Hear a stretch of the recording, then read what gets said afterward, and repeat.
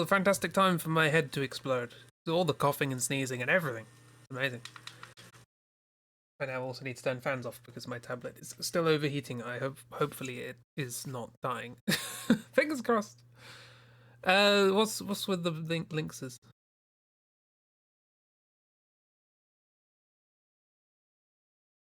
Oh yeah, I meant to advertise that.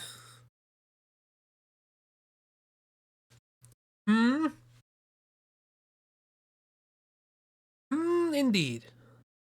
Get music up. Oh, that seems appropriate. I called Distract the Frog King, but he's not a frog, he's an oglop. But wanted to cut references. Didn't want it to be explicit. Don't know what you're talking about. Ever since you've learned how to pin things, you've been a menace. Anyway, how's everybody doing? How is Akiro and the Miss and the Bear? And indeed anybody else who may be it. Still need to watch the new vid. It'll be there as long as YouTube is, so no rush. They're probably not going to die for at least another 5 years. Well, 2 or 3. We'll see. Dip, dip, dip, dip. Turn my drawing tablet on, get rid of commissions so that it's still there. Need to let it rest for a bit, it gets a bit hot. Yeah, well good. Slowly getting stuff done, not as slowly as me, I guarantee that. What, somebody played the Balding Gate game?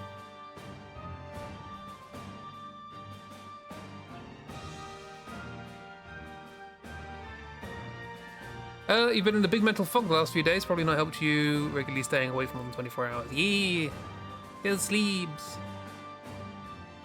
Hopefully the mental fog will go away. I've been in a I wouldn't call it a mental fog, just a sort of brick wall for the past couple of days. But I know why, and that's fine. You blame the heat. Oh. The wall is a familiar thing too. Doesn't help that my head is exploding. Oh! Sorry, I haven't actually got anything ready yet. Because I'm bad. Right, okay, that's the thing. We can do that. That we can do. There. We don't need that. Not bad. All bad. All bad. Right, so to recap, it was fun actually going through was it yesterday morning stream, going through the 16 symbols Photoshop file. Is that I did like 3 or 4 drawings a stream. And last stream, there's like 15 layers. I don't know how many drawings that amounts to, and some of them are probably copied, but still. Boulder's bad. Which one's Boulder? Is that the one that's allergic to mistletoe? Anyway, yes, so last time, why are you not working? The entire fault. No, what's that? No, not that.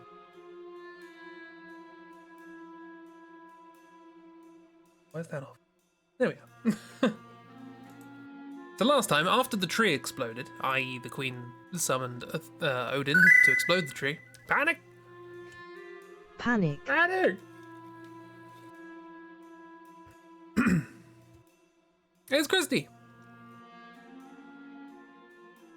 12 parts in of the third Final Fantasy Drawthrough have decided that you cannot get over what was spoiled for you about FF7 and maybe never going to play all the FF games anyway, so you can actually watch these streams. So yeah, hi. Hi, sorry things were spoiled. Would you like a brief recap of what's happened so far? I can do that.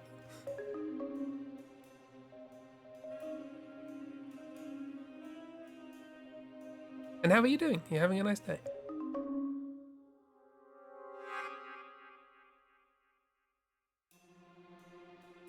Oh, brains. In one breath. Nah, I haven't. My breath control is poor. Okay, so here's a real quick rundown of the last 12 things. 12? What 12? This is part 11. I've lost track now. What number are we on? I have 12 folders. But the VOD that came out was 11. Hang on, I need to check.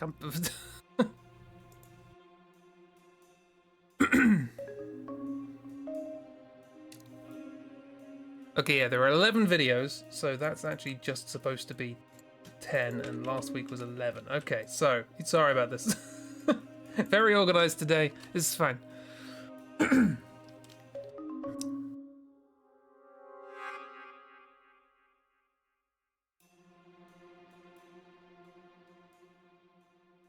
I get the stream wrong? Oh no!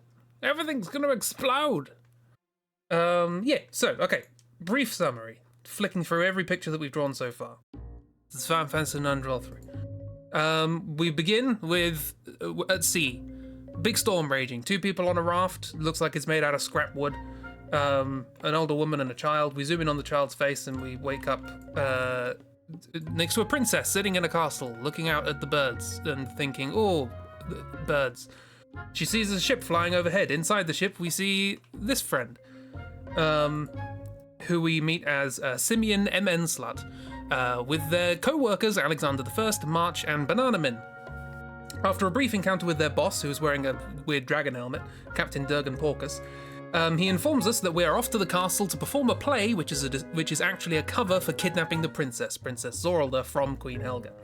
It's her 16th birthday, and it's a big event that's been held, and they're going to use that to kidnap the princess.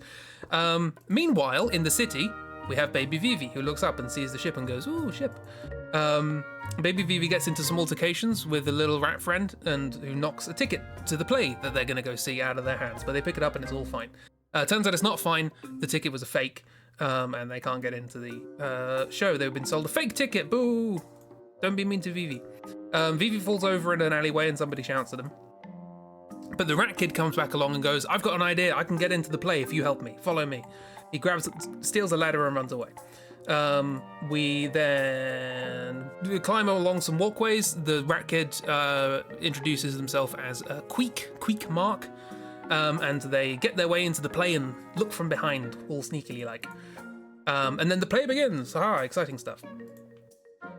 The play begins as a fun little fake sword fight during which March and Simeon battle it out right in front of the audience, and everyone's very excited. But this is actually just a reason for them to get into the castle. They're gonna exit off stage, but into the castle. While in the castle, yes. So we cut to the castle. We see the queen and the princess. The princess isn't too happy. She's a bit upset for some reason. She's not enjoying the festivities. Queen's having a great time. The knight of the place, this guy, he's sad that the princess is sad. He's trying to cheer her up, and it's not working. Meanwhile, inside the castle, March and Simeon steal some guards' outfits and go and kidnap the princess. Along the way, turns out the princess puts on a cloak and is herself also running away. And so a chase ensues of them trying to get the princess before she can get away to wherever she's getting to. Doobity-doobity-doo. Eventually, when the queen is, when it's pointed out to the queen that the princess isn't there anymore, yes, Frick and Frack point this out, who are a couple of jesters. And after being denied access by James, the knight, James, Will, some guy, they are permitted access by General Jesse, who's the two of them are kind of equals, as it were, well, theoretically. Yeah, and Frick and Frack informs the queen, oh, no, the princess is missing, oh no, and she's like, well, go, you lot, go find her. And so James goes off to find her. He assembles his knights, 2 of which turn up without uniforms. Sorry, 2 of which turn up, ... and without uniforms. He eventually goes and finds the rest of them, who are Sock, Nibbins, Cannonball Clark, Colonel Mustard, Beatrix, Quaxley, Bin, and Rocky. These are his Knights of Pluto. And eventually he sees the princess being chased by Simeon over on the other castle wall, and he's like, oh my god, what's happening? The princess jumps off the castle wall and swings onto the ship. And Simeon follows, and James tries to follow but smacks into a wall because he's doofus. That's a character. That's a character we'll probably never see again. The princess then confides in Simeon, having caught her, that she wants them to kidnap her. I think you know who gave Simeon Slut their name. Was Sock named after his parents, and where they wish he ended up? In the sock manufacturing business.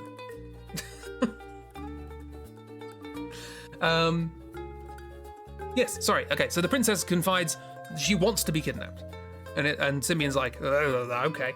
A quick escape plan happens, and they jump in a thing, and the knights try and follow, but they get stuck in the thing, and it turns out that's not actually a knight. That's That's March in disguise. I said the wrong name of the wrong character. That was a fun one. March is March in disguise, and he tries to stall James by getting stuck in the thing. Turns out it doesn't matter. They have a little bit of a fight. But at the end of the fight, March's uniform that he stole explodes, revealing a whole bunch of tiny little insects called oglops.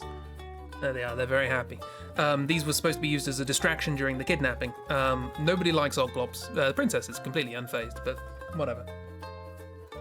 They're great, it's fine. Like the name Benedette, though. Bernadette, look, can't remember. Happy bugs. They're hopping around, having a time. Look at them. So yeah, they're oglops. They're a thing worth remembering. But anyway, that acts as a distraction for the princess and Simeon to run off. Where do they run off to? They run off to on stage, where the play is still happening. The princess, and James also follows, and it suddenly realizes he's on stage and freezes. Simeon and the princess play along with the play, and you know, act as though they're perfect. The person I said that we weren't going to meet again earlier, that was the actor who's supposed to be playing the female lead in this play, but the princess just sort of does it because she's there. And she knows all the stories. Yeah. Anyway, while that's all happening, Vivi and Queek get found out. They're not supposed to be here. They get chased off. And they get chased onto the stage, where the action is happening. Oh no, Legasp, story, plot, etc. Little baby Vivi attempts to defend himself against the guards, but accidentally sets the princess on fire. This rather ruins her disguise, and everybody realizes that the princess is now on the stage. The queen is not happy about this. But the decision is made, well, we got the princess, we're off, bye. They try and take off, but the queen goes, no, fire the harpoons, which fix the ship in place, and also fire the cannons that have gigantic bombs in them, because I really care about my daughter's well-being. We have a fight involving a bomb that gets bigger and bigger behind James, and then it explodes. Boom, it explodes. Not destroying the ship, but definitely crippling it as it sort of stutters through the air, smoking. It eventually crashes into a forest. The queen is not happy and demands that they get the princess back. Kaboom, we crash in the forest. Having crashed in the forest and woken up, we decided to go, we need to find out where people are. Turns out the princess has been captured by this horrible plant monstrosity. We attempt to get her back, but it runs away with the princess, which is not ideal. Simeon has an emotional response to this and turns into a pink monkey. It's called trance. It's ill-explained. While they're talking about that, Vivi gets captured by one of these monsters, but Vivi knows how to set things on fire. We learned that before. So they actually managed to get Vivi out, but not before everybody's poisoned by some poison mist. Well, not everybody. Vivi and James are poisoned by the poison mist. Right, going back. I quite like this because it's good. I forgot about the pink monkey. It's a thing that's not really mentioned again for a long time. And even then, it's not much going on with it, to be honest. Plan just one friend. That what? We just did that. Cool. Dragging them back to the wreckage of the ship. Simeon's like, we need to go find the princess, and the boss of the group is like, no, we got to look after our own. And so Simeon's like, well, fine, okay, I quit, and then I'm gonna go find the princess. And he's like, fine, you're gonna have to fight me though. That's the rules. So they have a bit of a fight, and that's all sorted out. March, being the only competent member of this entire story, cobbles together a potion to heal them of the poison mist that they succumb to. Vivi takes it and doesn't like the taste at all, but that's just how medicine works. That's the fight, aforementioned fight. James, after eventually being forced to drink the medicine, is what's the word? Is convinced to come and join Simeon in finding the princess, and Vivi's ability to summon fire out of nothing is also pretty handy. So, yeah, this is our little party that goes out to find the princess, and James is very, very excited about the possibility of Vivi setting his sword on fire. He thinks it's a really clever idea. As it turns out, it is, which is surprising. Before we leave, March, the only competent member of this entire group, reminds Simeon, hey, do you want some of this anti-venom thing? Because the princess has probably succumbed to the same venom that Vivi and James did, having been kidnapped by the same monster. You know, maybe, do you want that? Meanwhile, Alexander is looking for his small doll of the princess, which he can't sleep without. Eventually, we do find the princess, and it's being held hostage by this horrible plant monster. Halfway through the fight, March comes along, is like, hey, I got you covered. I'm here to help. And we destroy the plant monster. That sounds good until you realize that the plant monster is actually the thing that's controlling all of the forest. And when it's the thing keeping all of the forest alive, and in particular, all of the forest from turning to stone. The forest gets angry about this and starts attacking with horrible thorns. Everybody has to run out of the forest. Unfortunately, March gets caught and is turned to stone. Bad times. The only competent member is now made of stone. These are the little things that chase you out of the forest. I think they're cute. A little argument ensues because this group of characters were never necessarily designed or meant to be together. They've only just met. But James is very like, oh, how dare you endanger the princess, you horrible rapscallion. And Simeon's like, oh god, my friend is made of stone now, and Vivi's just sleepy. And the princess is still recovering. There's a Moogle with a knife. And also Gil. Forgot Gil was there. Anyway, it is decided, having gotten out of this forest, that we should make our way somewhere. No, we want to go to Lindblom, right? Yeah, we want to go to a city called Lindblom, which is not Alexandria, which was the city that we were in before, which is this city up here. So we want to go somewhere else. And apparently, but we're stuck in this sort of basin of cliffs, and we need a way out. Fortunately, Vivi's granddad told him about various places in this world, including a cavern that leads from the basin to somewhere else. And we get here, and he's like, well, they didn't say this was full of ice, so that's weird. We go in, we rescue a Moogle from being encased in ice, and then everybody falls asleep very weirdly. That's not normal in a cave full of ice. Simeon, however, wakes up and hears a little ringing sound. Turns out there's a creature here who we call Cuthbert for some reason. Oh, they had a bell, probably. They were casting a sleep spell, and also all of this ice. That was their doing. And they don't really explain what's going on with who this character is, but they decided to attack us by summoning this horrible sea lion. We defeat them, and then we hear a voice saying, you might have defeated the first Black Waltz, but there's more to come. Anyway, everyone eventually wakes up and it's all fine. Another argument ensues, but the princess is like, right, if we want to be undercover and not get caught and taken back to the castle, I need a different identity. Don't call me the princess. And Chad decided that her disguise name should be Princess Butterknife. So that's just her name. Not the princess at all, obviously. Just Princess Butterknife, completely inconspicuous. We go to a sleepy village called Dali, where everything's all fine and it's great and everything's grand and lovely and cool. Vivi has a little chat to Simeon about things, and then there's just a copy of that over there.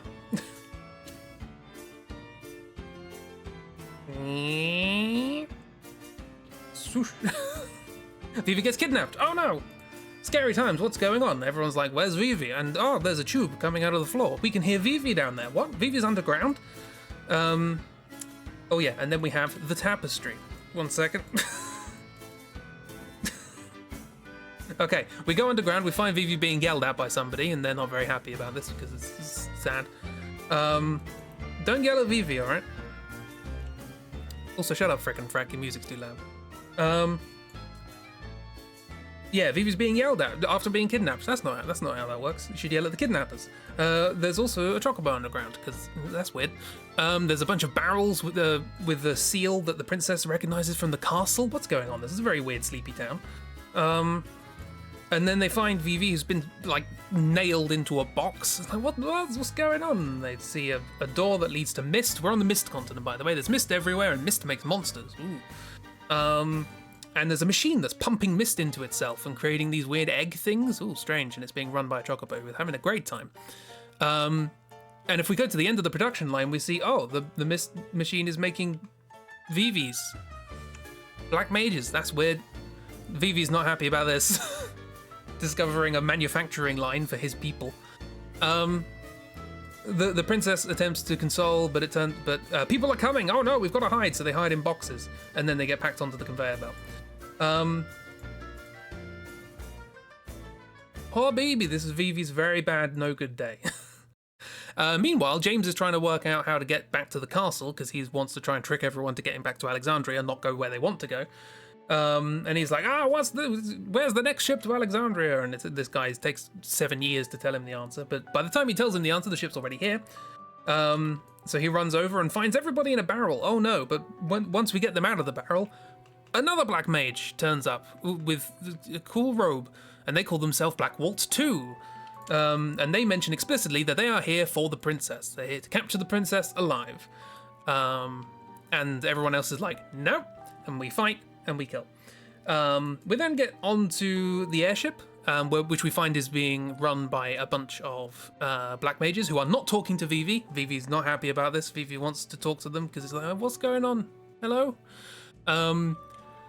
Simeon hijacks the ship because he knows it's going to Alexandria. Of course he does. That's why James was so enthusiastic to get them on. So he hijacks the ship, and all the black mages are like, what are you doing? But without saying anything. Vivi contemplates things while another horrible magic thing turns up. This is Black Waltz 3. There's 3 of them. It's a waltz. Who'd have thought? And they start threatening Vivi, and the black mages on the ship are like, you don't threaten Vivi. No one threatens Vivi. How dare you? We've just met Vivi, and we will protect them with our lives. That's what happens. Everything goes kaboom. Black Waltz 3 kills all of them. Vivi is also not happy about this. Vivi is in fact quite grumpy about this. And so another fight ensues where we take down the third. Oh yeah, Vivi also goes pink now. Heightened emotions. He doesn't turn into a pink monkey, he turns into a sort of, actually purple more. Yeah, he gets a pointy hat and a cool stick. So yeah, heightened emotions, you have this trance situation, yeah. The Mage's Tomb is no. Well, I can't prove not.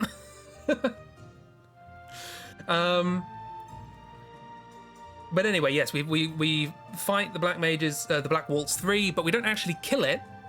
It flies off sort of damaged and a bit nuts, and it's just like, kill. It hijacks a plane from Frickin' Frack who were there, but then they jump out.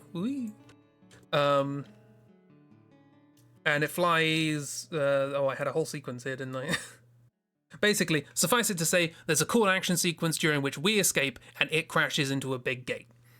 An airship gate. And that's the end of that. And we fly towards Lindblom, the place we were trying to get to. Hooray! Remember this city. Because the last thing we saw was this city in the last stream. We're getting there. We are getting there. we meet somebody who isn't important. The princess introduces herself. We get into the throne room, and there's an oglop on the floor. Oh no, James doesn't like oglops. Why are you introducing us to a horrible insect? And he kicks him across the room. Turns out that's the king. The king has been turned into an oglop by nefarious people. It actually turns out that he's been turned into an oglop by his wife after she found out that he was cheating on him. Or at the very least flirting with someone. It's not entirely clear what he did, but basically infidelity. So she turned him into an oglop and then ran away with his airship. Yes. Meanwhile, now that they've arrived in Lindblom, Simeon's done his job. He's sorted. He's got the princess to Lindblom. That's what he was supposed to do. He can now go and himself flirt with everyone. So he tries to flirt with the barmaid. She's not interested. He tries to flirt with somebody else. Turns out that he already knows her. She's called Nox Ladywife. Sorry, Ladlewife. She's from Bermesia. She's a knight. She's cool. And so they talk about the festival of the hunt that's happening here. Vivi goes and buys a nut because he likes the look of it. Turns out Moogles really like those nuts. He's also introduced to this idea of the hunt and thinks it's a really cool idea, not realizing what it is. James discovers pickles. Simeon attempts to win back the favor of the princess because he misses her and does a really terrible job. I don't know why he's holding a slug. That probably was... Oh, yeah, they're sleeping... That's sleeping weed, yes, because that was the thing he was going to use to knock her unconscious to kidnap her. Didn't need it in the end. She's like, hey, can I have that because I'm feeling a bit woozy. No, I'm not feeling woozy. That's the problem. I can't sleep. I'm in a weird place. And he's like, sure, here you go. The festival of the hunt happens. Vivi wins. Hooray! A winner is you, Vive. However, during the ceremony, a soldier from nearby Bermesia comes in, wounded, dying, saying, oh my god, Alexandria is attacking. Help us. And everyone's like, ooh, we better sort that out. But while the gate's opening, let's have food. So a feast is had while we're waiting for the gate to open, and then everybody falls to the floor, poisoned. And James is like, ah, God, I've been poisoned. And the princess is like, no, you haven't. I didn't put any in your food. Turns out she poisoned everybody's food with sleeping weed so that she can run away from this castle because she feels just as claustrophobic here as anywhere else. She wanted to run away because the queen's been acting up, which I guess makes sense because she's now invading somewhere. Don't kick animals, exactly. So she now wants to go somewhere else to talk to someone else to try and work out how to stop all this. Apparently knocking everyone unconscious was the way to do that. I don't know. Her motivations are vague at best. So she runs away with James because James is like, my sole duty is to protect you. And she's like, I don't know what I want, so bye. Everyone wakes up and leaves the castle. And they go to Bermesia because they're like, oh my god, Bermesia's being invaded. What's happening? Let's go help. And also Nox, our rat knight friend, they're from Bermesia, so obviously that's rather important to them. Along the way, we stop in a swamp where we meet Quimch. Quimch wants to eat things, particularly frogs, but basically anything. And is convinced by their superior, the Master Quatatui, to explore the world in search of things that aren't frogs to eat. Quimch agrees and comes with us so that we can show them the world of food. While we're here, Vivi has a little chat and says, hey, do you know someone called Quail? And Quatatouille is like, no, I hate them. I don't know them at all. Bye. Okay. Turns out Vivi's granddad is called Quail and comes from, or has the same appearance as these people. And so I was like, do you know anything about them? Anyway, we work our way to Bermesia through somewhere called Gizmaluke's Grotto. Frick and Frack are here and they send black mages after us to fight us. Oh my god, they're actively hostile now. This isn't great. We save a Moogle from being under a bell because he really likes the nut that Vivi has. And Gizmaluke, the sacred animal of the Bermesian people, is really rather angry right now and attacks us, so we calm it down by hitting it and it splashes in the water. We put a tent over its head, it's fine. Meanwhile, while that little group is on its way to Bermesia, the princess and the knight, who have now run away somewhere, are trying to make their way through the south gate so that they can get from the Lindblom lands back into the Alexandrian lands. They do so under cover of a bag full of pickles that the princess is hiding in here. Oh yeah. So they're trying to get from Lindblom up this... What are these called? I say reticulated, that's not the word.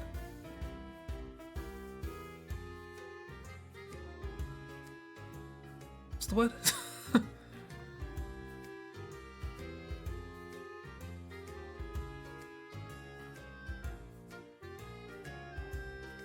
Oh, I can't remember what the word's called. When you have a railway and there's like two of them, and like the heavier one pulls down the lighter one, pulls up the lighter one.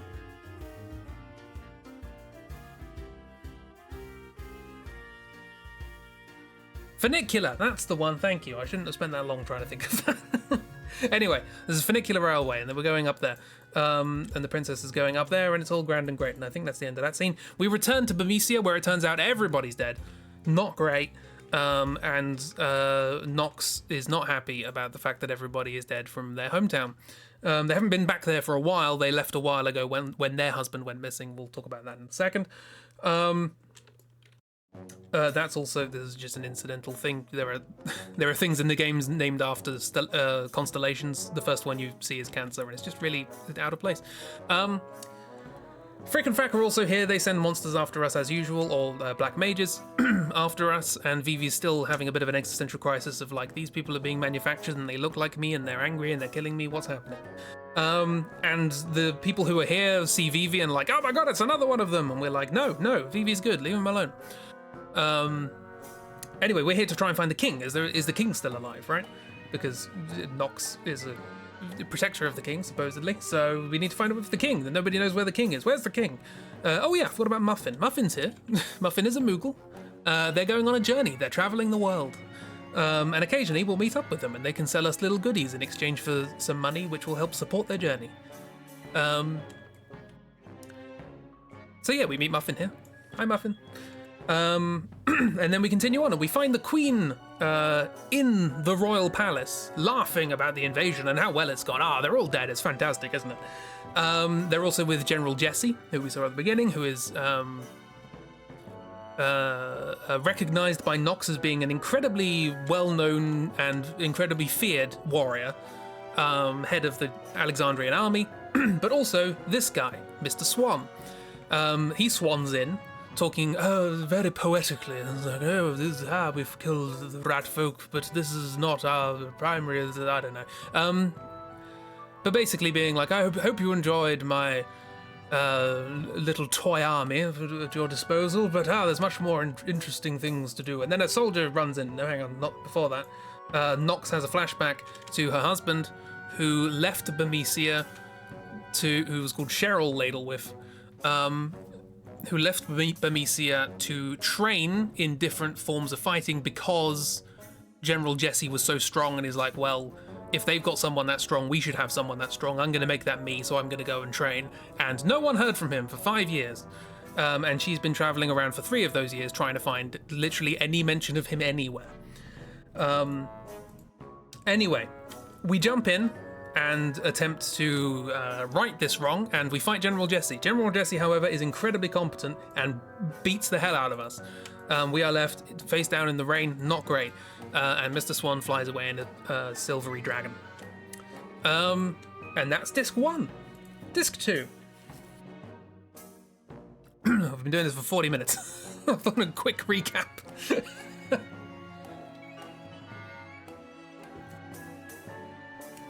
The princess and the knight, who are on their funicular railway journey elsewhere, they meet up with Banana Min and Alexander from the group who kidnapped them, and they're like, oh, hey, how you doing? You got out of the forest. Hooray, good stuff. And James is like, oh, God, thieves, brigands.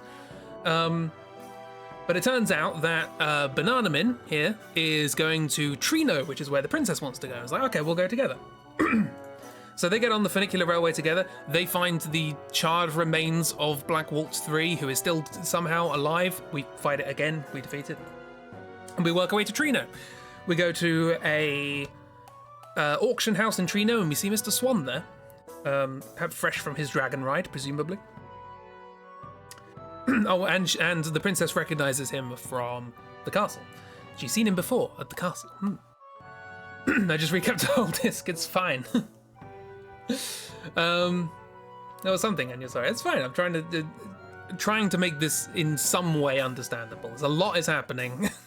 People have already said this story is happening too quickly, and I'm doing it even faster. Anyway, the princess and the knight are roped into Banana Min's... Well, they're not roped into. The princess volunteers herself, and the knight's like, well, I have to protect the princess. Into Banana Min and Durgan Porkus's new little sideline, which is stealing things from rich people. In particular, they're trying to steal something called the Super Soft, which they think might be able to help out March back in the forest, who's now made of stone. They think they might have something that can cure that, but they're going to have to steal it from someone. So the princess is like, I'll do that. It's basically my fault he's made of stone now, so I'll help. And the knight's like, I'm aiding criminals. Anyway, it turns out that the person who owns this was the princess's former tutor when she was a kid. Professor Preddy Prosen, who's a little bird friend. And she's like, oh my god, Professor Preddy Prosen, it's been ages. Can we have your super soft thing? And he's like, yeah, sure, sounds great. It's good to help someone out. And he talks to the princess and he's like, yeah, I left just after your father died, and that guy came to the castle, that swan guy, he's weird. Ever since then, things have been working out really strange. I have a secret way to get back to the castle, though, if you want to do it. And that secret way back to the castle is an underground tunnel staffed by a giant bug called a gargant, and you can ride in a basket underneath it. So we ride in a basket underneath it. And we make our way back to the castle for reasons. We fight a snake along the way. That's just an incidental boss. However, we get into the castle and we are immediately captured by Frick and Frack. And they say that James and Banana Min are going to be executed for treason and kidnapping the princess and all that sort of stuff, and the princess is also going to be punished. Yeah, so this is that. James certainly isn't happy. Banana Min doesn't really know what's going on. The starfish are incidental. So they're hanging above the thing. The door handle is missing. The door handle is missing. That's why they're stuck in prison. How you doing, Doc? You alright? Yeah, so they're suspended above a hole. We're now on 3 more streams to go. 3 more streams of recap, and we're back to where we are. Back at the auction house where we saw Mr. Swan. Mr. Swan starts talking to the auctioneer. They're friends. They know each other, and he's like, "Hey, have you got the things that I want?" And the auctioneer's like, "Yes, I have. How's the queen?" He's like, she's pig-headed as ever." So it's clear that this guy doesn't really care about the queen herself. He's got his own agenda, and something else is happening. We go from Bermesia because we didn't find the king in Bermesia. So he might have run away to the nearby kingdom of Clara. Now, Clara are very secretive people because they live behind a tornado. However, the tornado at the base at the moment is weak enough that we can actually pass into it, and it turns out there's a giant tree in there. That's where they live, protected by the tornado. So we go up there and we meet them. Quimch tries to eat some mushrooms. Vivi gets yelled at because he looks like the things that killed all of the Bermesians. And so on and so forth. And we find a bunch of survivors there. Turns out the king is there. Turns out the king is also trans, if I remember correctly, and is now the queen. That's incidental. But it turns out they also have a sacred animal. The Bermesians had Gizmaluk. They have the antlion. The antlion is also real mad and is attacking a small rat child. Oh no! And so we defend the child and, force the antlion back down into its little whirlpool. And the little rat child is the rat child from the beginning. It's Queek. It's Queek's back. And Vivi is like, oh no, it's Queek. Hi, how you doing? And Nox is like, oh, Prince Queek. Turns out he's the prince of Bermesia. He was a bit of a rascal. Anyway, we find the now queen of Bermesia. They're fine. They're doing all right. But they talk about how the Clarans have let them in and how things are a bit weird. But they have their sacred harp, and the sacred harp's great, and everybody has a dance about how good the sacred harp is. After which the sacred harp explodes. All the strings break. That's not a good sign. It's very not a good sign because the tornado that was around it disappears. They've now lost all of their protection of bad stuff. A small invasion is mounted at the base of the tree. And we go and fend it off. The Alexandrians are attacking. Oh no! They want to attack Clara after attacking Bermesia. Bad times. But we notice that actually their invasion is not really particularly much, and they keep running away. And there aren't any black mages, and that doesn't... The invasion they had at Bermesia was full of black mages. What's going on? Oh god, this is a distraction. They're attacking from above. So we run back up. They're attacking from above. Black mages everywhere. And we get surrounded. Bad times. But then, at the last moment, swoosh, a hero comes in and kills things. Turns out this is Nox's husband who went missing. He's back! 5 years later, he's finally back. That's a bubble. Where is he? There he is. Yeah. And Nox is like, "Oh, where have you been? It's been 5 years. I've been everywhere looking for you. How are you doing? I've missed you so much. How's your fighting and your training and all that sort of stuff?" And he's like, "I don't know who you are." Turns out he has amnesia. He fell down a crevasse and lost his memory. And Nox is that bitch Cheryl. But little Prince Queek, he's known. He found him in the ravine, and he's known that he's had amnesia for this long. And he's like, "I didn't really want to tell you because it would have been hard, and I've been trying to find the right way to do it. And now that Burmese is under attack, I'm like, well, I've got to bring him back now." And it's just all bad. And then his response to being told that he's married and this is his wife is to go, "Right, cool, bye," and he just jumps away. And Nox is like, "Well, that's 5 years of my life gone." Not to mention the time we spent before that. Nox deserves better. Yeah, exactly. Not much consolation can be had before General Jesse turns up. I don't know why Simeon's stamping on Quimch there, but he is. General Jesse turns up and steals the magical jewel from the harp of the Claren people right under their noses. Oh no! What you're saying is if the attack hadn't happened, Queek would never have said anything. Probably. I mean, presumably he was trying to find some way of fixing him. I guess. He's a child, right? We have another fight with General Jesse, which goes about as well as the first time. Apparently I don't have a picture of that. Yeah. So we have another fight with General Jesse. She defeats us, and then she jumps into a bubble. Where was the bubble? There's the bubble. She jumps into a bubble and flies away. Turns out the bubble is like a magical transportation system that goes up and down between ships and invasion locations. And everybody follows. Everybody jumps into bubbles of their own and flies up to wherever she's going, except Quimch. Quimch is like, "Oh, I don't do heights, bye," and just runs away. So meanwhile, back in the castle, Mr. Swan turns up and magically casts a spell upon the princess and sends her to sleep. It's like, "Ah, my sleeping beauty, you sleep for 1,000 years." It gets all poetic and creepy. And a ritual is cast upon her to extract something. Bit weird. Frickin' frack do that. Back on the ship, the queen is on the ship flying above Clara, the big tree. And the soldiers are like, "Right, cool, everything's ready for you, the queen." And the queen's like, "Right, cool, go!" And what happens is the clouds part and Odin arrives on his six-legged horse, Slibn. And just blows up the tree like nuke. Pff, completely destroyed. Rip Clara. The queen likes this. The queen is happy about this. Proper Oppenheimer moment. I'm assuming this is Oppenheimer's face.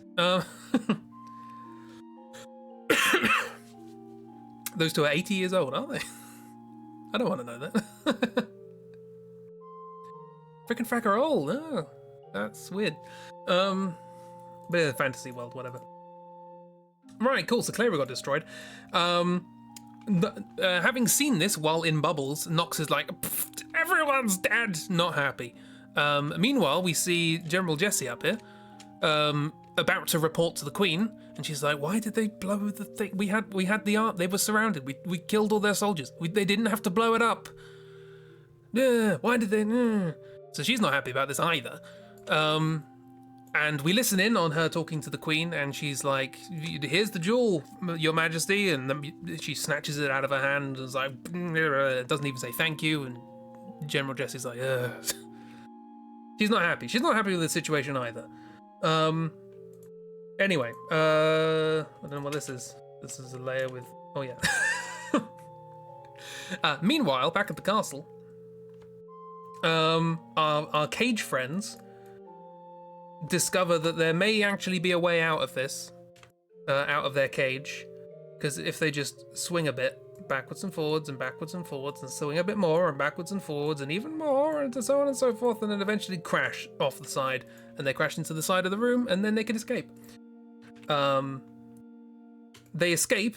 Banana Min just runs off with the super soft and is like, "Cool, I'm out of here. I need to save my friend. Bye. Meanwhile, a bunch of bubbles come down from the ceiling containing Simeon, Vivi, and Nox from the ship because they're like, we've just come from the ship up in the air. They're going to come back to Alexandria. Where's the princess? And James is like, I've just come out of prison. I don't know. And it's like, we've got to find her. She's going to be executed. It's like, what? It's like, run off and try and find the princess. There's also a little devil in a book. They're cute. Just going to mention that. That's an optional boss if you want to fight them now. But you're timed because the princess is in danger. And we find the princess, the ritual having taken place, and Frick and Frack's here, and we fight Frick and Frack to try and save the... Shouldn't James be here? Anyway, we fight Frick and Frack to try and save the princess. Unfortunately, the princess is still under sleep spells, and everyone's like, oh no, she's under sleep spells, bad stuff. But then General Jessie turns up and is like, what are you two doing here? We have another fight. She defeats us again. She's really, really strong. However, upon seeing that the princess is in a bad way, she's like, okay, maybe I'm on the wrong side here. Maybe I shouldn't be fighting with the queen. And she tries to resurrect or wake up the princess. It's like, oh, my magic's not working. Frick and Frack are like, haha, your magic's not working. But she keeps trying, and she eventually succeeds. The princess is a bit groggy. Mood. But she succeeds, and the queen's like, well, I've lost the general of my army. Don't care, I've got black mages. Attack with big dogs. Oh, hang on, yeah, we do the fight, I mentioned that. Yeah, attack with big dogs, and then we get chased by big dogs. In order to help the princess escape, because this whole thing is basically about the princess, Jessie and Nox stay behind to defend the princess, and then eventually James also realizes, actually, I should probably stay behind as well. So the three of them stay behind while Simeon, Vivi, and the princess run off. Princess Butter Knife. Run off through the depths of the place.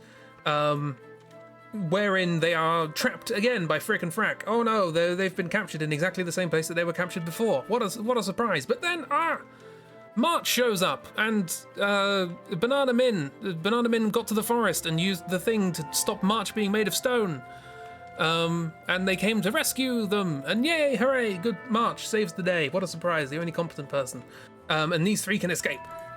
Yeah, this was them running back from the forest. It's very fast, must be said, to run to the forest, save him, and run back in that time. Anyway, we now escape by means of Big Bug. I don't know why they're separated, but whatever. Yeah. Stop being separated. You shouldn't be separated.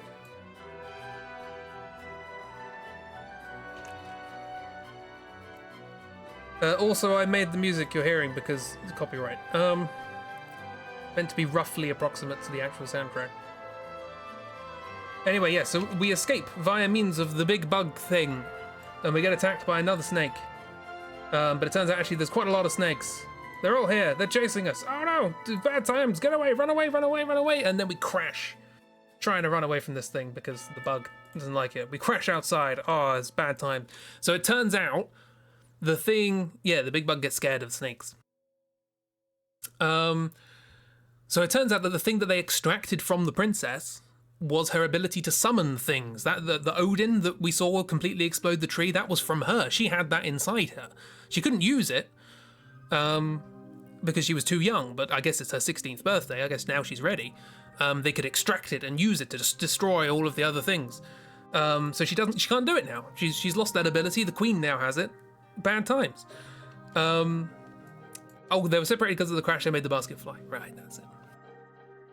However, after the crash, we are visited by a mysterious floating gentleman who calls himself Lieu, who basically says, hey, I'm one of your summons. Prove to me that you are mature and sensible enough that I will actually come back to you and you can learn how to use summons again. And the princess does.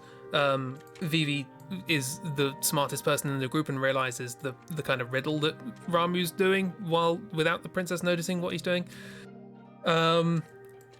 But yeah, and he accepts, and he's like, okay, you have the ability to get your summons back because you are pure of heart and good of intention, whether you realize it or not, etc., etc. And the characters are like, right, we better get back to Lindblom, I guess. And then in the distance we see Lindblom being eaten by a giant mouth. Gotta get back to the game. Catch you later. Have a good game. And that's where we left off. That's half the stream. Saves me having to draw, doesn't it?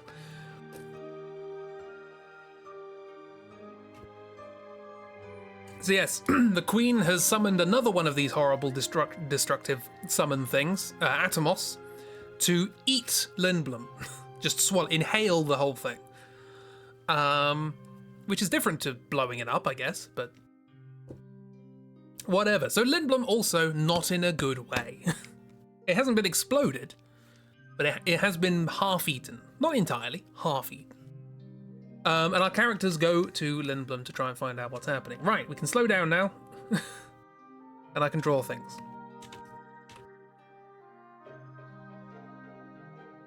The first thing we do when we get to Lindblom is we say, hey, Vivi, just quick point. Hide somewhere. These people, do you know what happened in Bermesia? When we went there and people were really upset that you looked like the things that invaded and killed everyone? Yeah, hide somewhere. Make sure you don't get found. These people will not be happy if they see you. I know you didn't do anything wrong. Just keep safe. And so Simeon and the princess wander into Lindblom, and it's all wreckage and destroyed, and it's in a real bad way.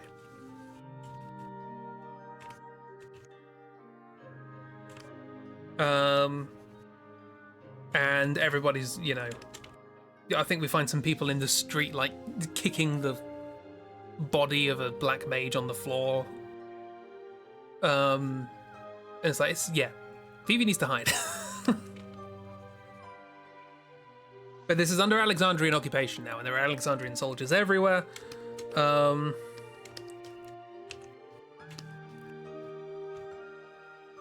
But we need to find, we need to get back to the king if we can possibly do it. And we wander through, and how do we? Oh yeah, we find the hat stand. We find the king's advisor out and about, and he's like, princess, the king wants to see you. Like, no crap, he does. Yeah,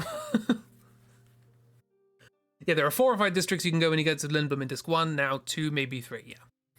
There's the palace, the industrial district, the business district, and the theater district. And at this point, the industrial district is dead. That's just gone. And I think the business district is very damaged. There's not much left of the theater district. The palace is okay.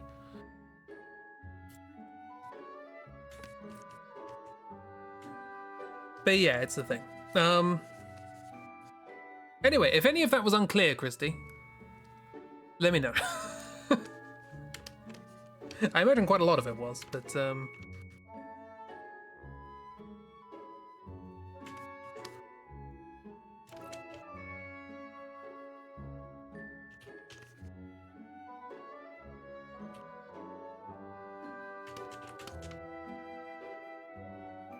anyway, yeah, so we find the king's advisor out and about trying to help people rebuild and whatever. And he takes us to the king, who is still an oglop. With a moustache.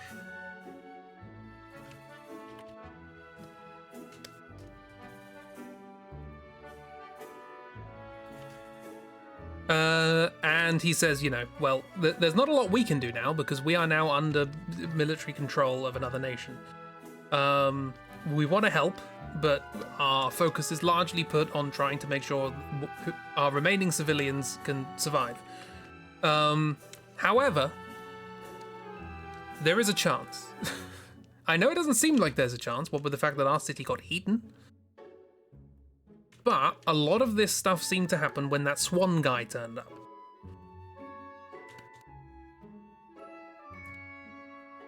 How many arms are you supposed to have? Whatever. He's got like a little cape.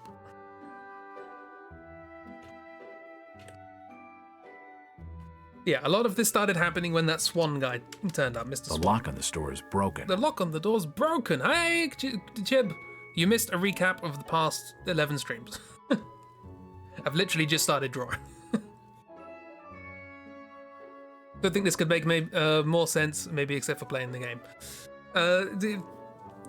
There have definitely been parts of the recap, definitely been parts of this draw through where people have said, Why is it? What's happening? Why is this happening? This happens. It's all happening very quickly. What's going on?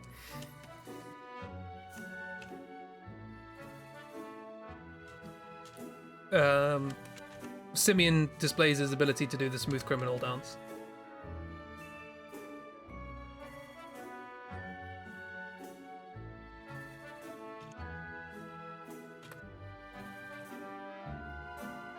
Yeah, how's the gym? When the swan guy swanned in, exactly.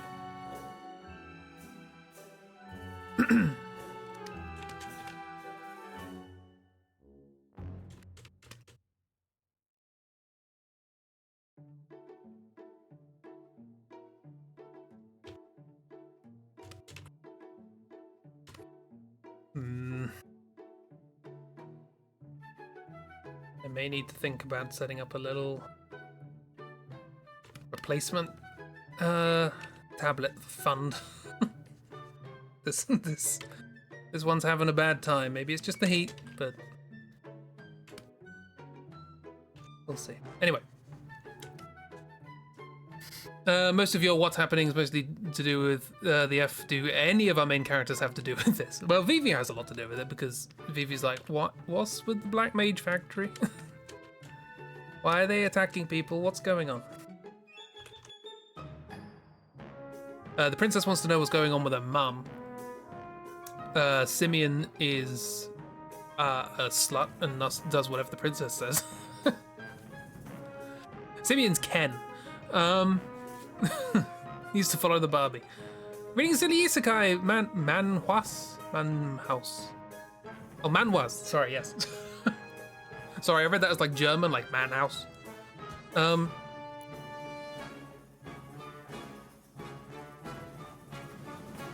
Allow. He's just slut. That is now in the permitted terms. We've had a lot of that in the Drawthrough as well, Christy.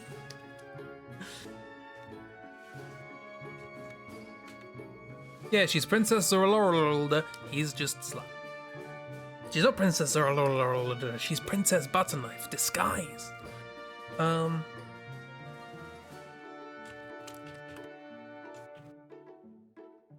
She's definitely in disguise here. Oh, also, I forgot to mention her disguise consists of a Moogle onesie.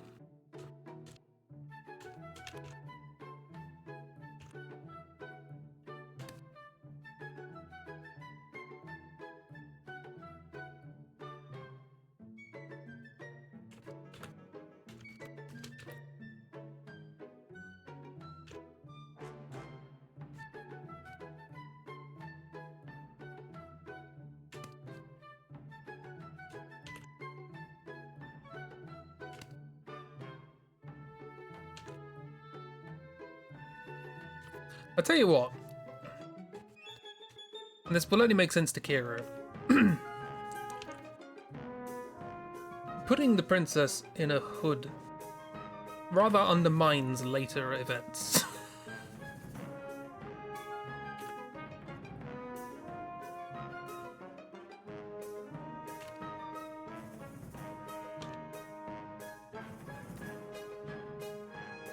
It's fine, don't worry about it. Anyway. That's alright. In exchange, we undermined that, but in exchange, we made Nox's boyfriend into a husband. So what goes down with one goes up with another. Anyway, the king, however, has a really stupid idea, and that really stupid idea is that okay. This Mr. Swan guy, he seems to be the origin. He's the one who made this black mage army for the queen. He's flying around on a weird dragon. He's probably the one who told the queen how to do all this summoning nonsense. Because nobody, like summoning is just like an old story. There used to be people who could summon, but they're not around anymore. It's a whole thing. Like 500 years. It's been bloody ages. But I guess the princess could do it for some reason. However, what's interesting is that this guy, Mr. Swan, nobody really heard about him at all. Nobody knows who he is or where he came from until a year ago. And he's been seen flying from across the ocean on his dragon into the continent that we're on. So the best idea we have, and that's saying a lot, is maybe if we can find a way to work out where he came from, that might help. The best idea we have, exactly. We have ideas. Judge for yourself. That's barely an idea. Look, he is a bug. His brain's not working as well as it should, and no one else has any better ideas.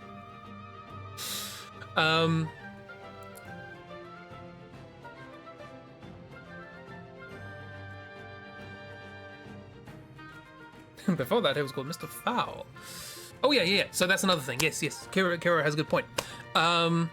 So all of the technology, the people here, the technology that we have, all of the engines and machinery and all that sort of stuff, they run on mist. And we are on the mist continent. This place is full of mist. There's mist everywhere, and it makes monsters. And so abundant supply of this stuff. However, consequently, we can't fly a ship out of our continent because there isn't mist outside of our continent. Open ocean does not have mist. So no one's really explored outside of this continent.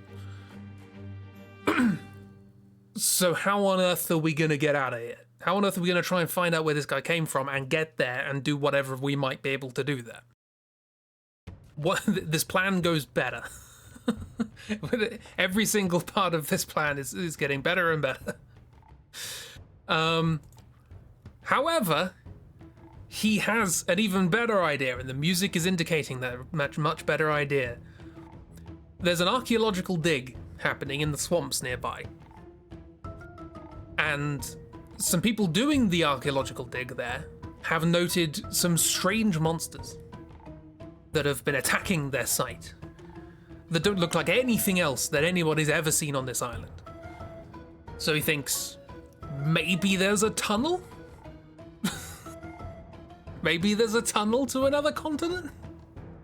And so that's our job. We now have to go, we're gonna have to go to investigate this archaeological dig to see if we can find a tunnel to another continent. Logic. And in exchange, he hands us a very, very, very, very, very old map of what is believed to be a map of other continents in the world. No one's really explored for a very long time, back when seafaring was a big thing, but no one's really been abroad for ages. So there's nothing there, really, as far as we know. Why is that the conclusion? Games. He's a bug.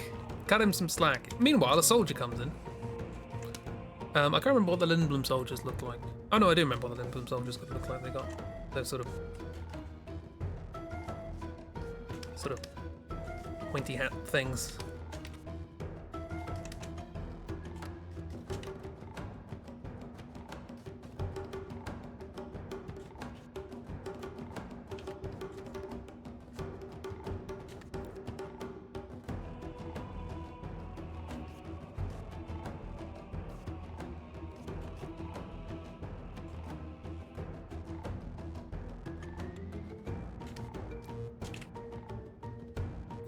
He's a bug. What excuse do the others have? They're not bugs. Where's March? Get him. I don't know. Where is March at the moment? He was in Alexandria last we saw him. Probably escaped.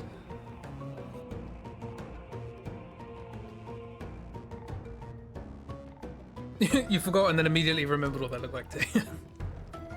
Someone needs to smack the bug's head. This is probably all the consequence of James giving him concussion from kicking him across a room.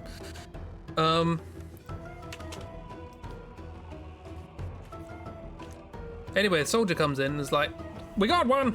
We got an alive one!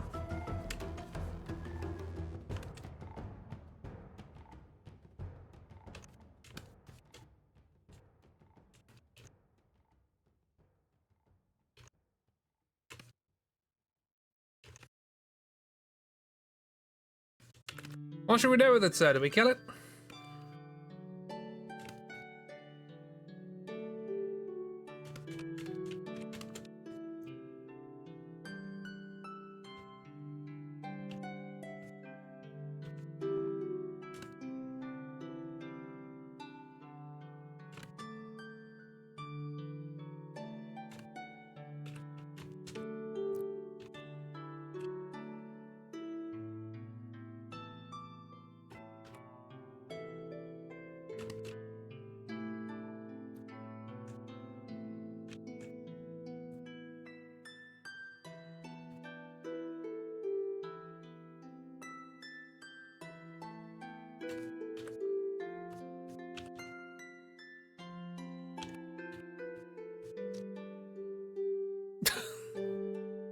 Wow, okay. It was the fourth, third, and second to last words.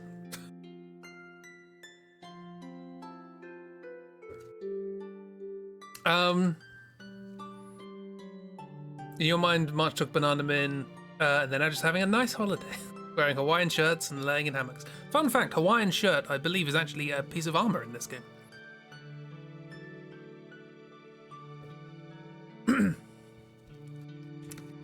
The production team spent time in Hawaii as inspiration for this game.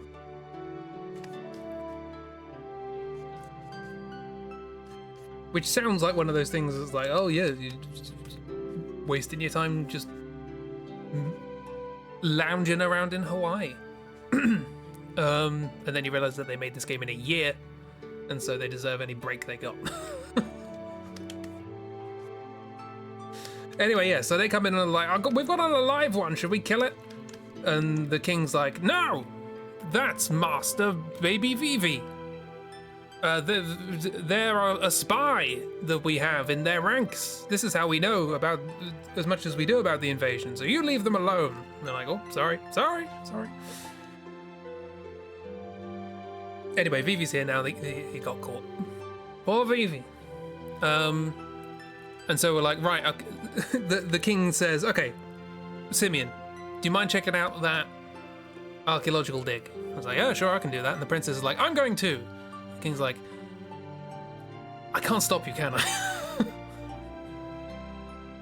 And Simeon's like, you do know we're going to go somewhere uncharted, right? If there is a tunnel, we're going somewhere, we might not survive, and there might not be anyone to know we died. And she's like, yeah, I need to know. I need to know who this one guy is. He's screwed up my mum. This is personal. And Vivi's like, I don't want to stay here. Everyone hates me.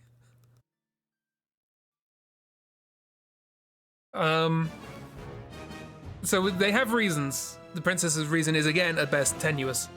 And Vivi just doesn't want to be attacked constantly for things he hasn't done.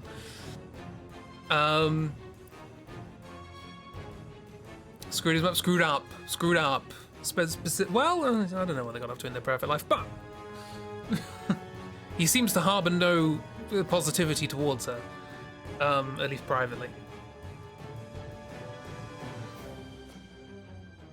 Right, so yes, and he gives us this very old map of presumably other continents in the world, and maybe they're right. Possibly, I don't know. Queen Helga wasn't always this evil or megalomaniacal. Yeah, she was reasonable. It was only about a year ago when her husband died, the king. There's very exciting music happening for nothing's going on. Yeah, she wasn't always bent on genocide. There was peace between the kingdoms for at least 50 years. And it was all good and great and grand, and then this swan guy came in and things went weird. So that's why they want to work out what's going on with the swan, and so the solution is hopefully find another continent through a hole in an archaeological dig. So cool, this is as good a plan as any. Everyone says. And so we make our way off. Let me grab... Let's try.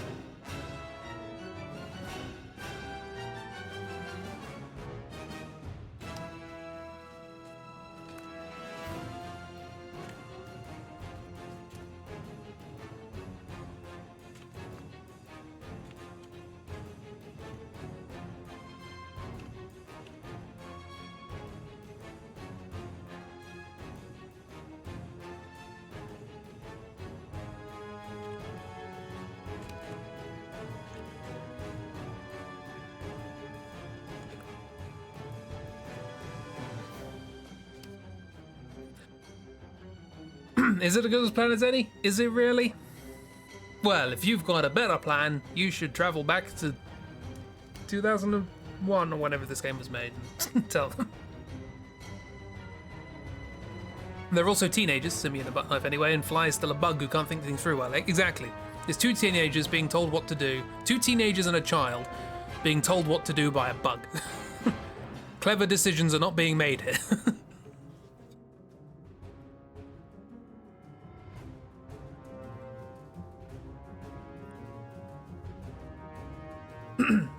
Literally, in this game, the king's like, I've been turned into a bug, my brain is not working well. He was like 6 mentally, or 9? Yeah, what could possibly go wrong? So anyway, we make our way to the swamps, and we find Quimch there, chasing frogs. Quimch escaped the big explosion, I guess. And we catch a frog for Quimch, and they're like, frog, yes! Hey, I know you!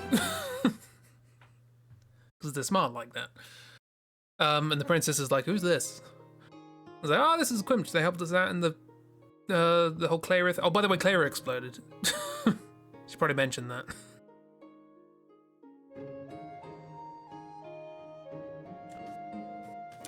This isn't happening. That happened previously. But what is happening?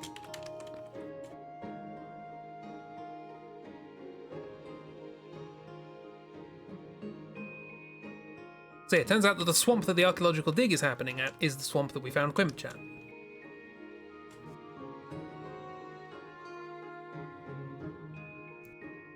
So we go back there and we find, oh, Quimch is actually safe and sound. It's all good. Hooray. Isn't that nice? Anyway, as we're wandering through these swamps, a frog hops away.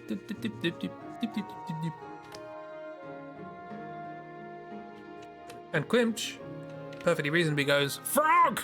Ah! Runs off, chases the frog. Everyone's like, Quimch!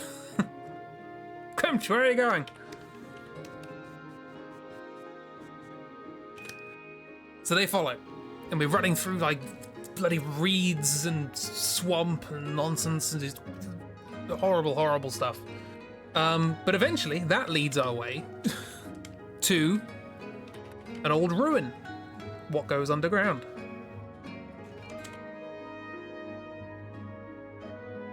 Just buried in this sort of swamp that no one's really gone in for God knows how long.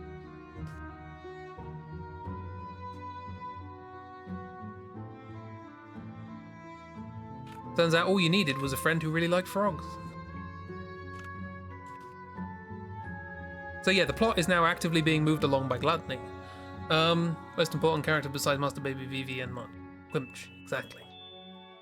Quimch's entire character personality is, can I eat it? I want to eat it. I'm going to eat it. The last time we saw Quimch, they remarked, that was when we were being attacked by General Jesse in the tree. And one of the last things they said was, I couldn't find anything good here to eat, so I'm gonna cook you for breakfast. To General Jesse.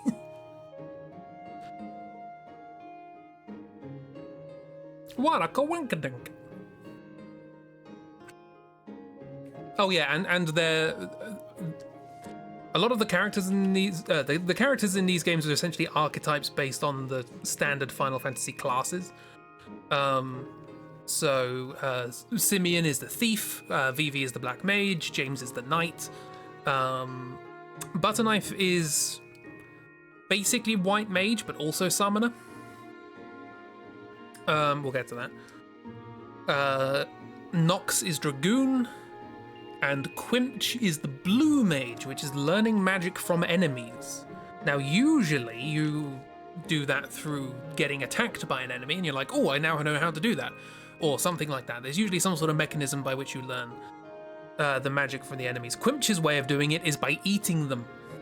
Just eat the entire enemy whole and learn their ways.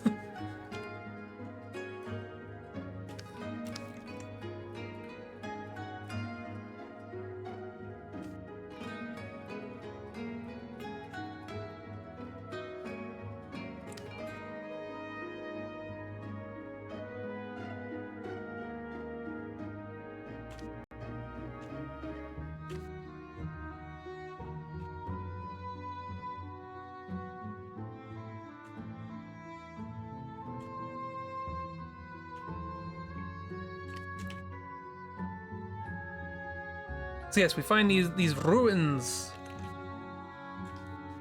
leading down below the swamps. And we're like, oh, maybe this is where this is all happening. And so we go down.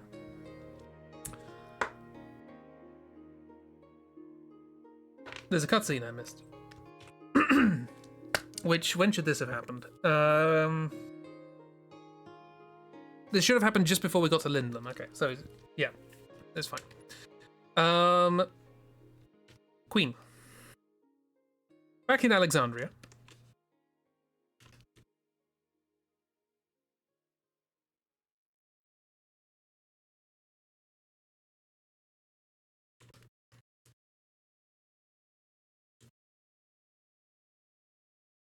The music has ended. Music restarts.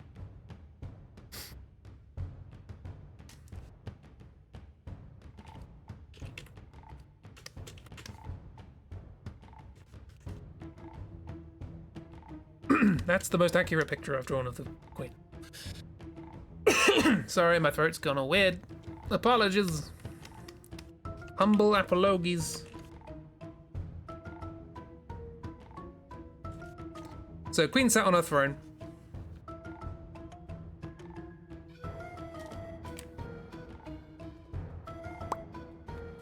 Ah, what's that? What is it? Ah, that's a similar face actually.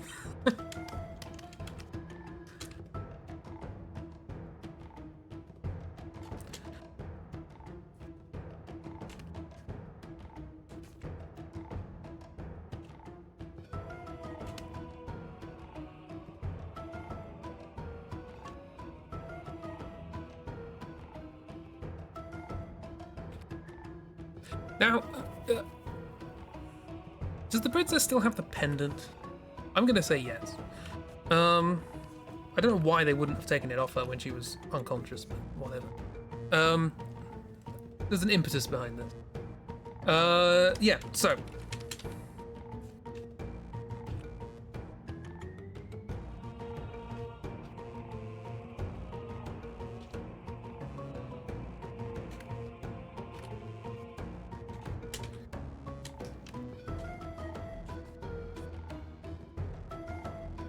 Yeah, you think so? Cool.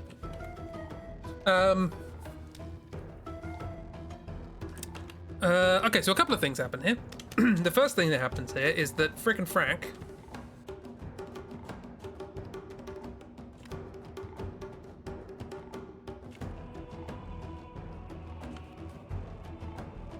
who are apparently 70 years old, according to Doc.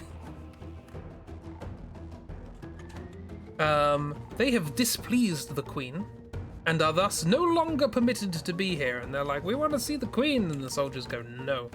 The Queen is very angry with you. Bugger off. And they're like, oh dear, what do we do now? Because they let the princess get stolen or kidnapped or run away. More kidnapping.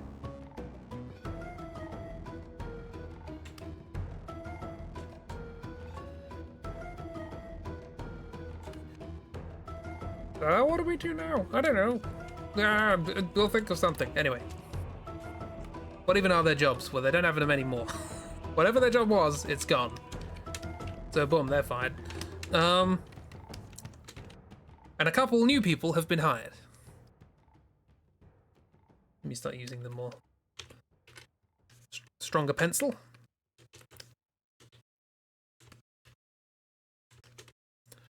How do I draw these?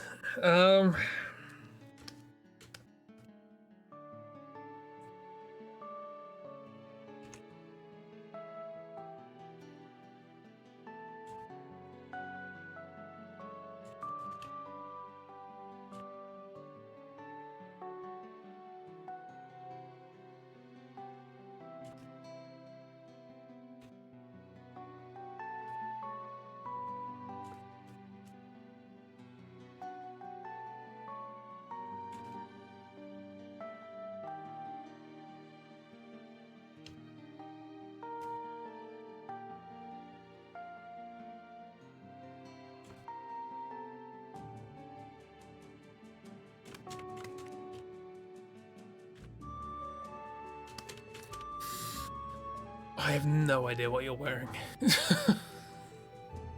Ideas! According to their wiki, They should have a joint wikis. They should. They are 88. Bloody hell. Fired from being court jester / clown / bodyguard / soldier / instigator / maniac / ritual doers. Yeah, I think I was trying to work out the reason why these two were hired.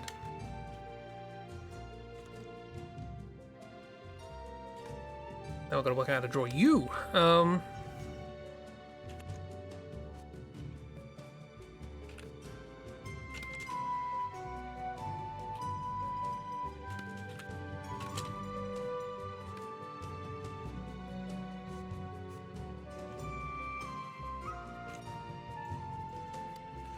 Yeah, let me know what the other character should be wearing, because I have no idea.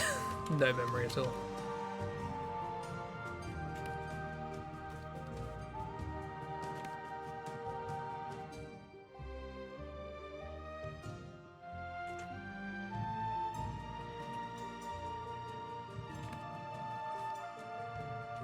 Yeah, I can live with that.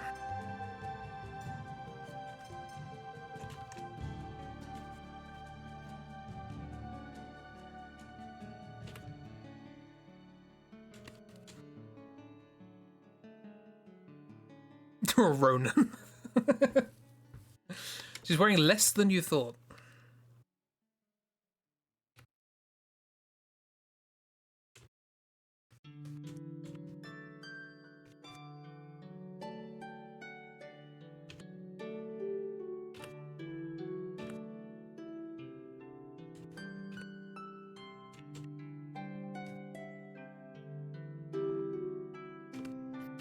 Oh, sorry.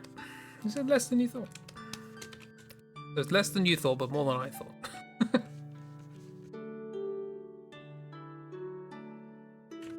Look, we played Fahrenheit last night. My mind is in David Cage mode.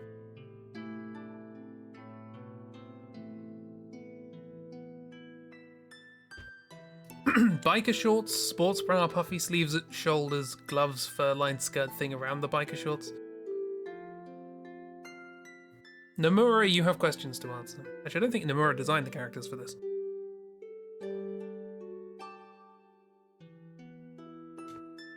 Kinda got the hat. A hat?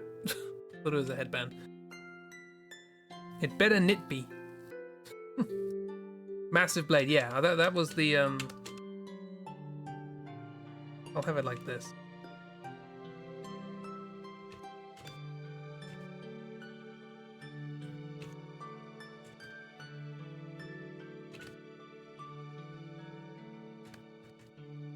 It has room for another hand, so you can hold it two-handed sideways.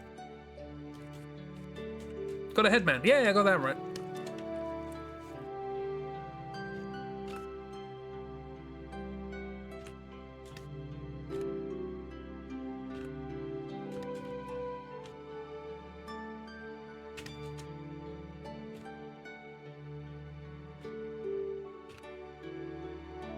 You're probably wearing gloves, right?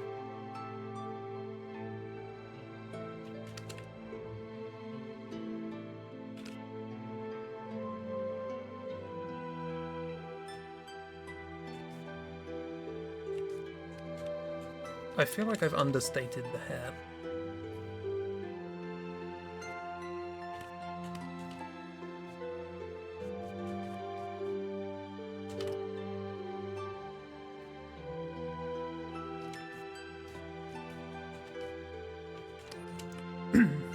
Okay, so what was this? Biker shorts? I don't really know what that means. Shorts. Sports bra.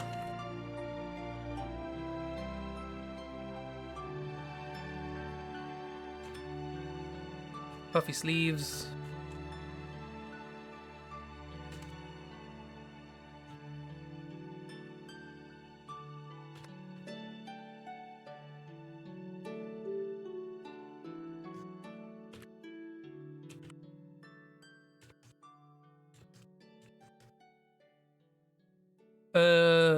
Gloves. It's just assumed everyone's wearing gloves, so I don't have to draw fingers.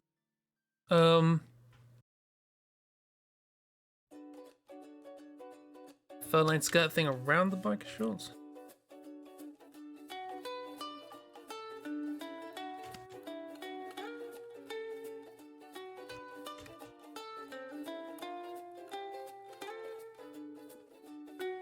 And boots, because everybody wears boots.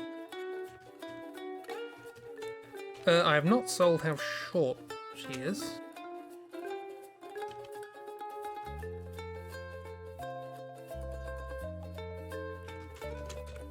She's pretty short. Not immensely so. I'm probably taller than Vivi, but that's not really saying a lot. She has a lot of hair. Okay, that I did forget.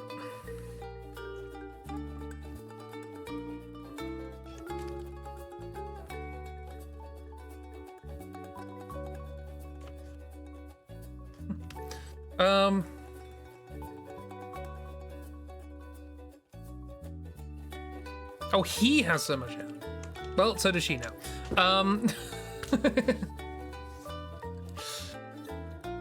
She got boots pretty much like everyone else. Yeah, standard. Cool. Okay, so these two turn up. By the way, feel free to name them. They need names.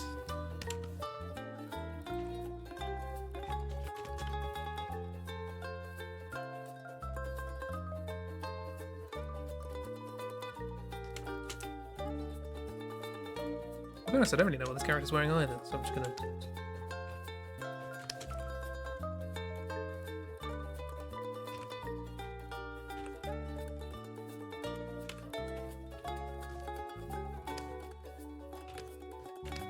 do the standard. It's mainly the head and the hand. The head and the hands. That is correct. I wanted to say the heads and the hand. That's not quite. Give him some jeans.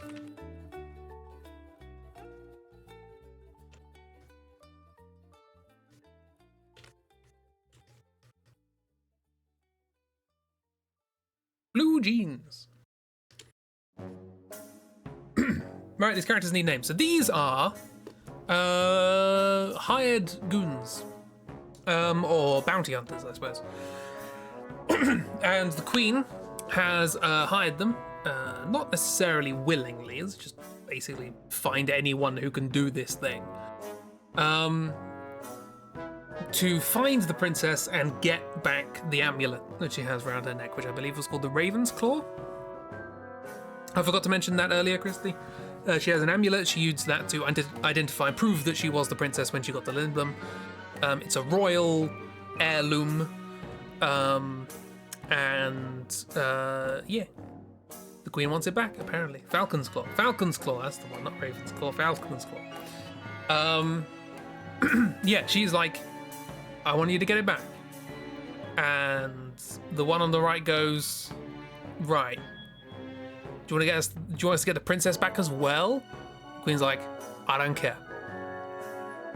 She's like, right. Do you mind what happens to the princess? She's like, I don't care. Get the Falcon's Claw. And she's like, can do, and then jumps off. Meanwhile, Mr. Dreadlocks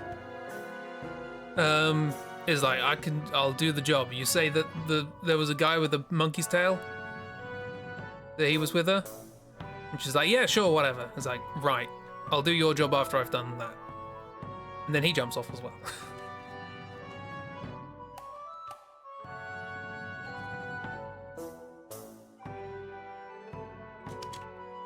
I don't know how arms work. Knuckles from Sonic. Okay, so this is Knuckles from Sonic. Why am I not doing capital? Knuckles from Sonic.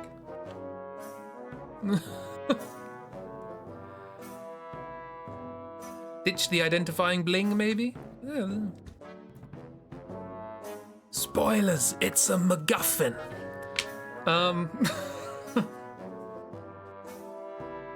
So they have to keep it for MacGuffin reasons. Blanking on names, we've got Knuckles from Sonic. Got the nickname from. Come on.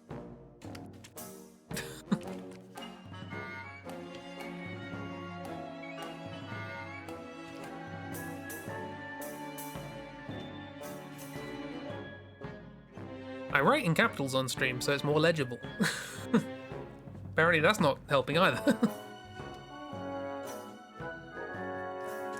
Otherwise, it'd be.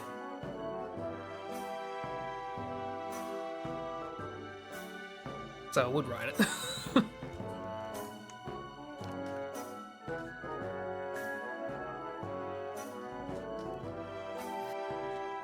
I assumed this was the one you wanted to call Knuckles. Like, that's...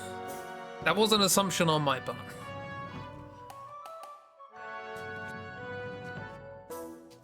Yes, okay. And Harold. Harold.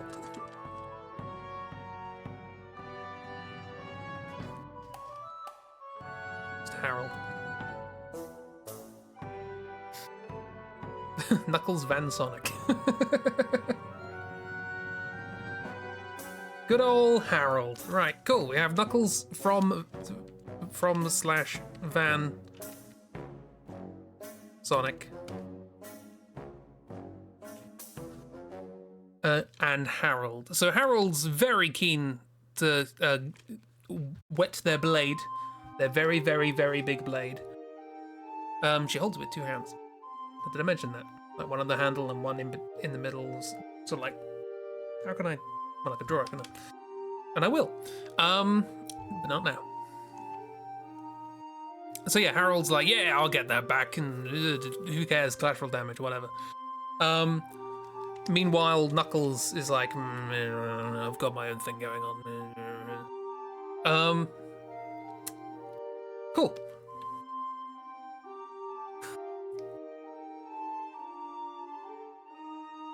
Battle pose is probably the best thing you remember about it. It's cool.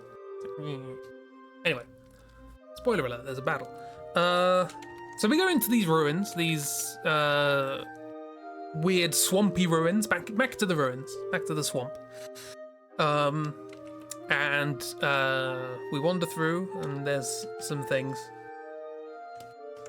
Now that I think about it, I think there's some torches on the wall. That's always the weird way, isn't it? It's like, oh, this place is lit. This place that nobody's been to for thousands of years. There are torches on the wall.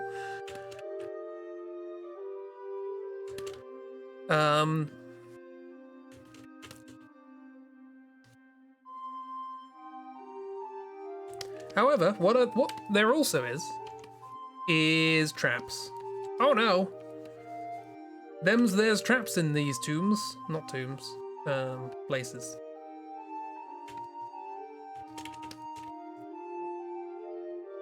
Oh, Simeon has a monkey tail. Probably should have mentioned that as well, Christy, given that that guy just said there's a man with a monkey tail, you say. Hasn't really come up yet.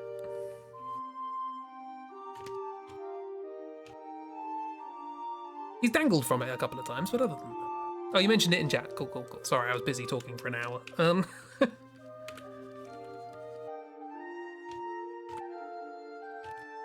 Oh, I don't know how you draw faces and profile. Particularly not when they look like this.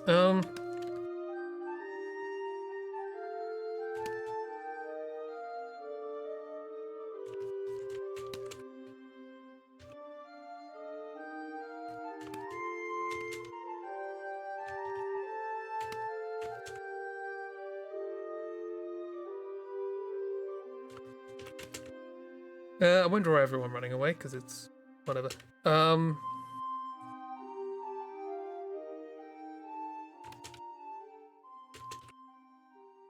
yeah, we activate some traps. Some of those traps are swinging pendula.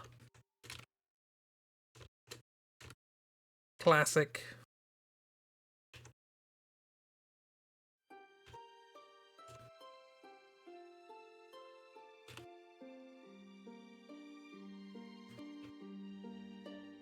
Classic swinging pendula.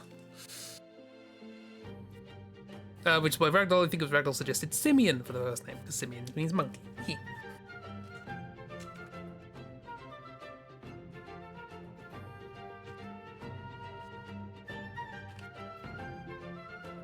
And which isn't why Chibi suggested Slut.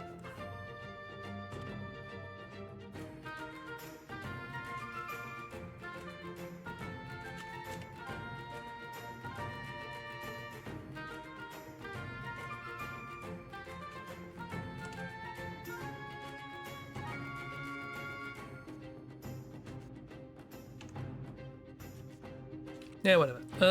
Simeon MN Slut. Oh, did I mention that MN stands for middle name? You just got a vibe from him and it turns out you were correct. Exactly. You chose wise.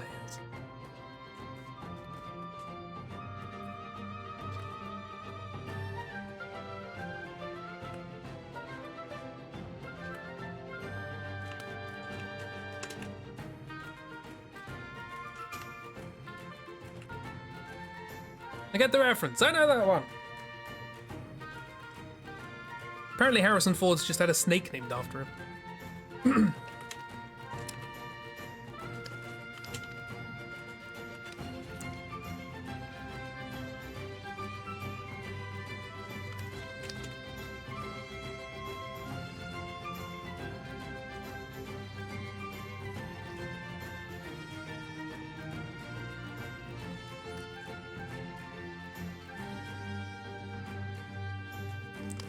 One of the other traps that was activated is a giant, horrible machine with a spear.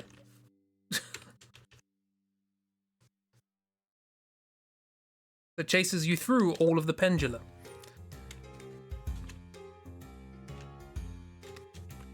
I have no idea what it looks like. It's a bit of a mess of a design, kind of deliberately. So I'm just gonna draw some circles for a bit.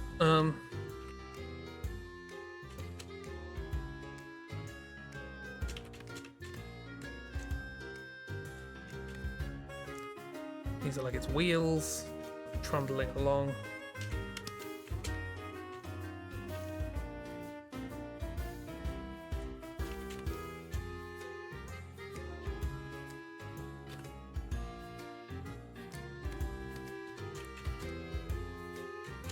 It probably has another spear.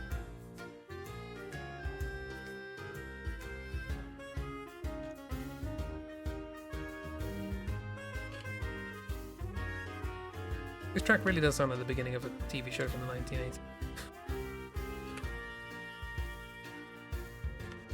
A clip show or something.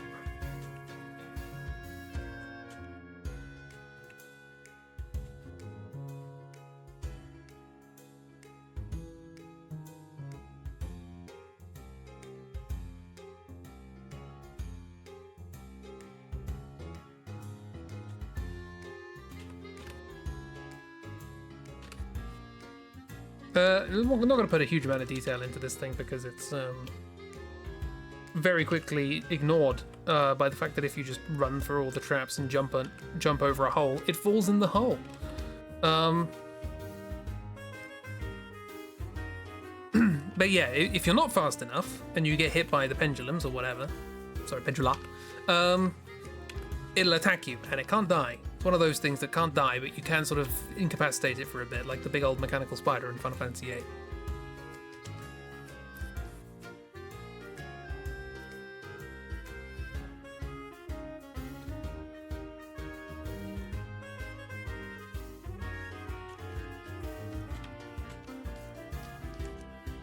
What if more spears? It just doesn't like you. It's really, really not about you. You know? Just not about all that.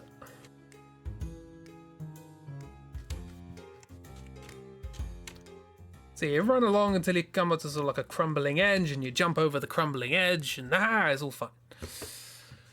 All the squeaks and spikes and stuff. Spears. No, squeaks.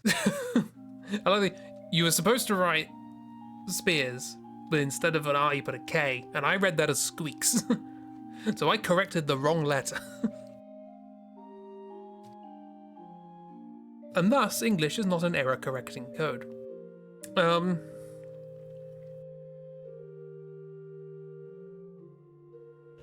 In fact, actually, speaks is a word itself. I didn't even read it as speaks. So it's not even an error detecting code. Anyway. So this thing chases you and it flails around wildly and it's very terrifying. Fortunately, you just jump over a hole and everything's fine. Except everything isn't fine. Let me go back and grab... That'll do.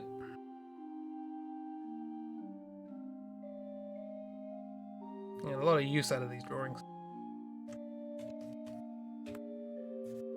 Nox isn't here, obviously.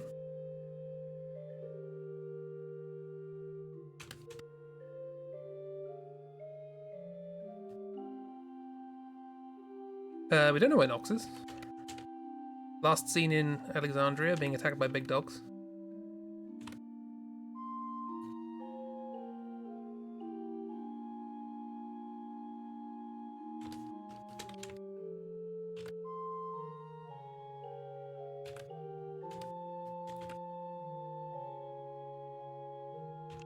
That's it. That ponytail.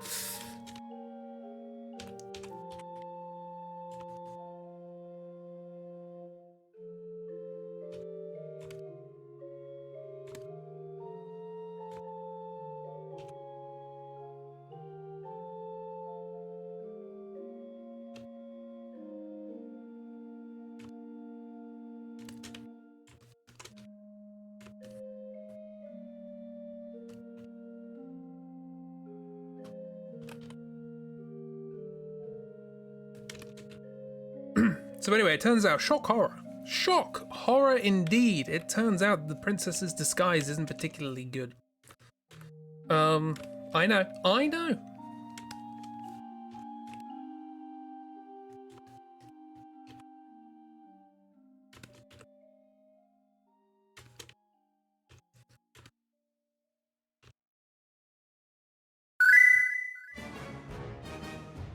No way. Yes way. And thus the action music begins.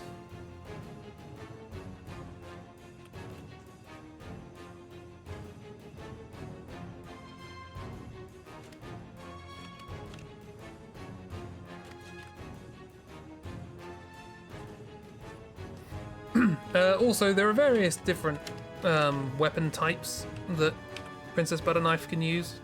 One of them is effectively a giant spoon. It's called a racket. It's got like a lacrosse stick. But a lot of them just made of solid wood or whatever, so it looks like a spoon. What? I know. Slice and Landa. Spoon, Princess Butterspoon. Anyway, Jessie's not here. Jessie is also last seen in Alexandria. And last seen is our friend, so hopefully she's doing alright. Well, last seen. Hey, where's that? Where was that meme?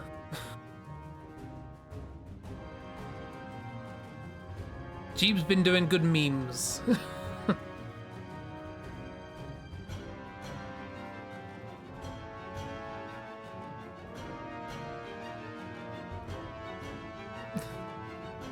Friend in quotation marks.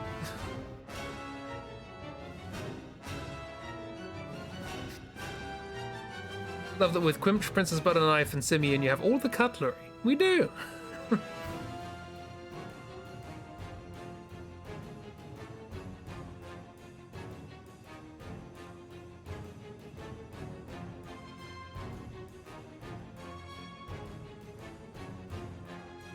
Yeah, Quimch does use forks. I forgot to mention that. Spoon is for stirring. Yeah. That was pretty accurate. Oh yeah, I was gonna draw a picture with Vivi and March.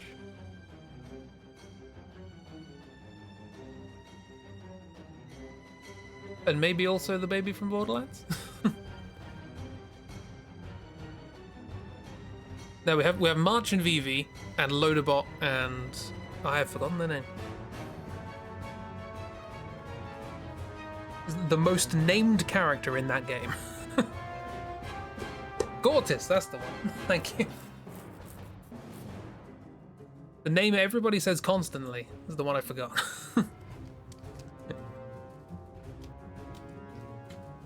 Anyway.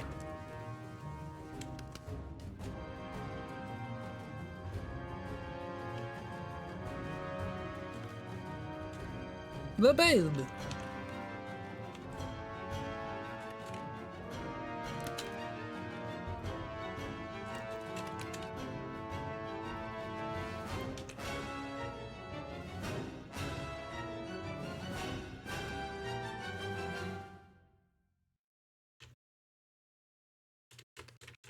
So, now that the exciting music's over, let me explain what's happening. We were intercepted. We were discovered by, oh yes, that person that I just introduced. Well, one of them. One of the bounty hunters. What was their name? Horace? Harold.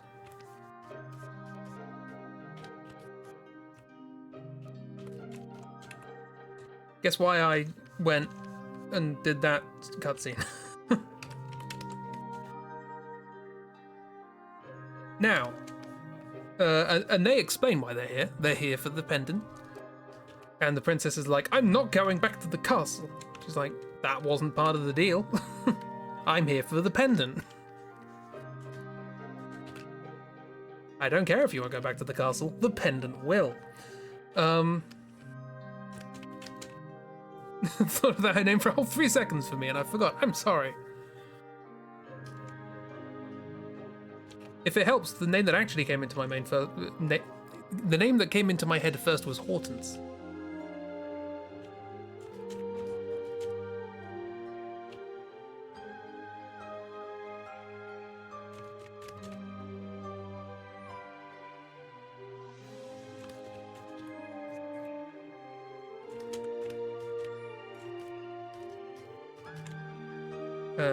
She is too big, in reference to her weapon, which is massive.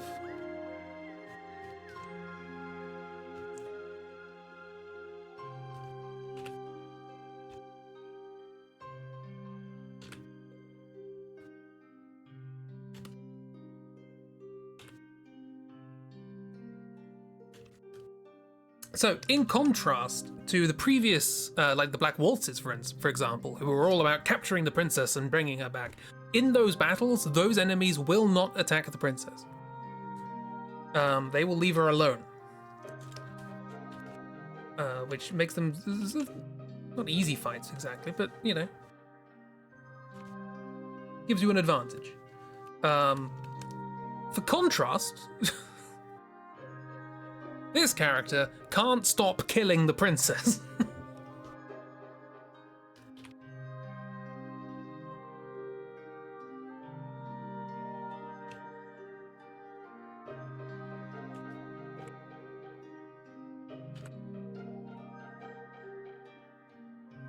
She is insatiable at killing the princess. She really, really, really, really, really wants to kill the princess. Now, I don't know if her AI favors killing the princess over anything else, but in my playthrough of this, to sort of brush up my memory of what's happening, she did nothing but kill the princess. Every time I resurrected the princess, she would just kill her again instantly.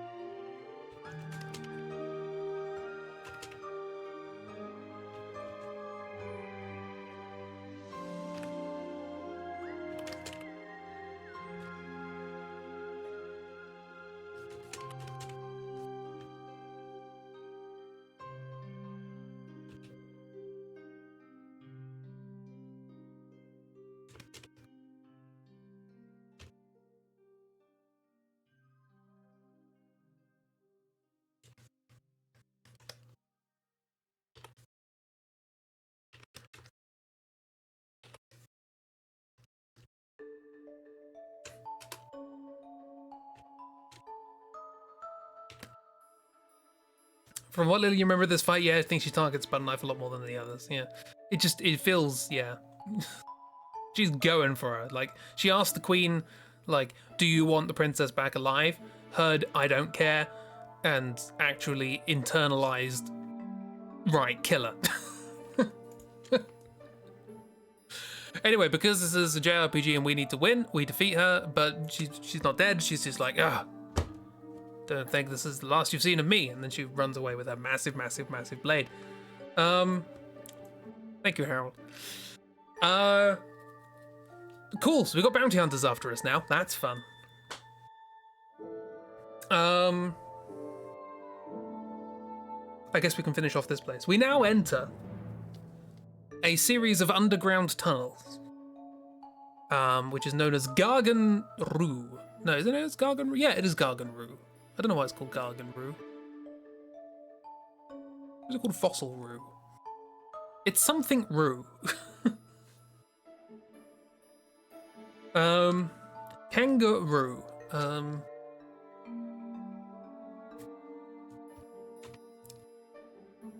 do you know why it may or may not be called Gargan Roux?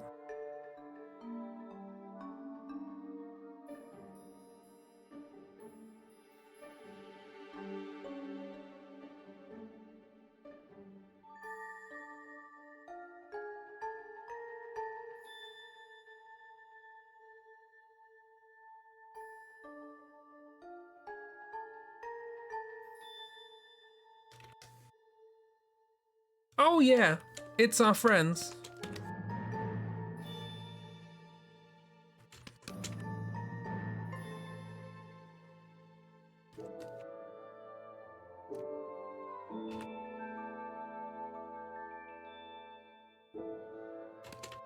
It's the Gargants. Yeah, so, it's our friends. It erases everyone. No, these are our friends. It's the Gargants. The big old insectoid friends who like crawling along the ceiling when you give them the munchies. Give them flowers to munch on.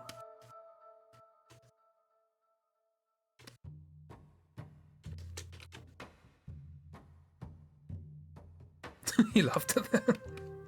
It's our friends. Blech.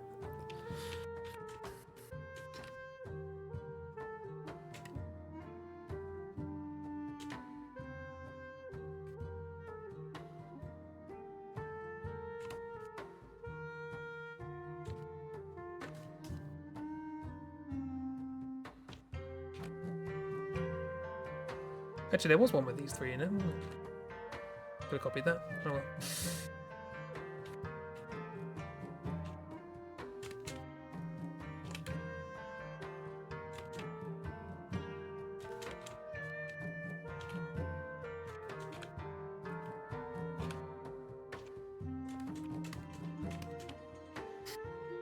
Heard Gotham.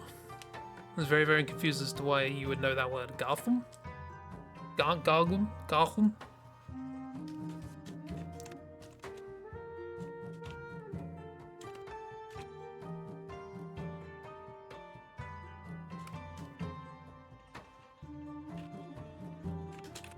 And also Grimchu's here, wondering what this thing would taste like.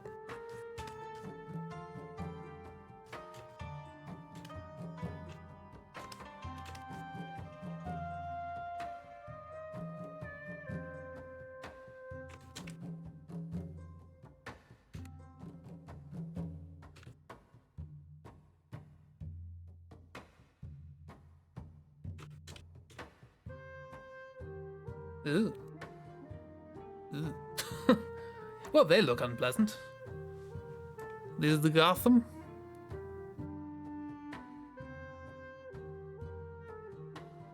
I'm guessing that's a dark crystal or a labyrinth or something like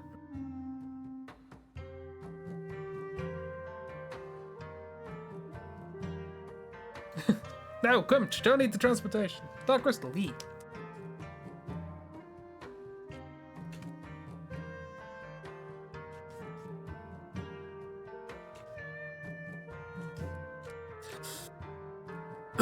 Okay, so we're down in these tunnels, network of tunnels, and when I say network, I mean it's like a puzzle system. You have to sort of open and close waterfalls. These things don't like flowing water, they try and stay away from it, so you have to open and close waterfalls to stop them going particular directions. You can go forwards and backwards and then activate that waterfall and then go back and then do that one, and then if you go back and reactivate the first waterfall, then you can go back to the place that you were at the first time, but now because you've activated the third waterfall, you can get past the third one without having to interfere with the second one, etc, etc.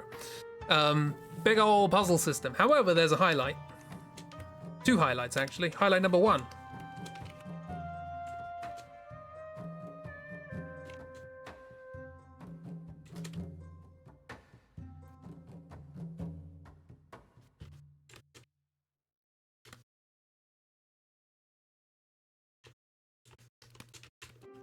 Muffins here.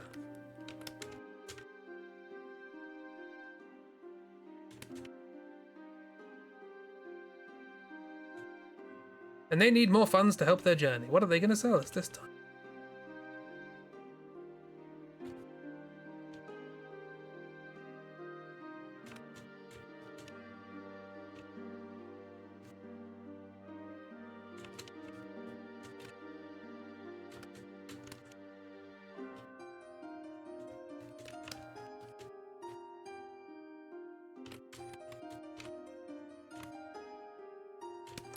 I'm going to say they have a phoenix feather. Phoenix pinion.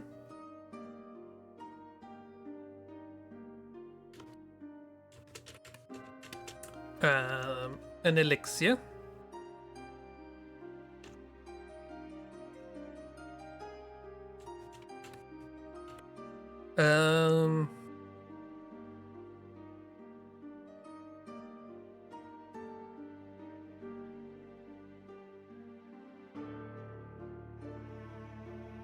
There's a healing item that has a pun name, doesn't it? Oh, anointment.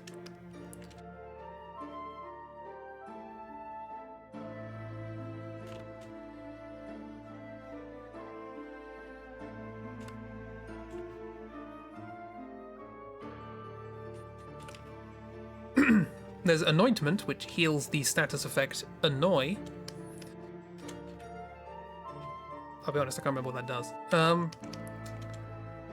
There's some scones that they made while they were traveling on the back of the Gargants. Got some jam in them.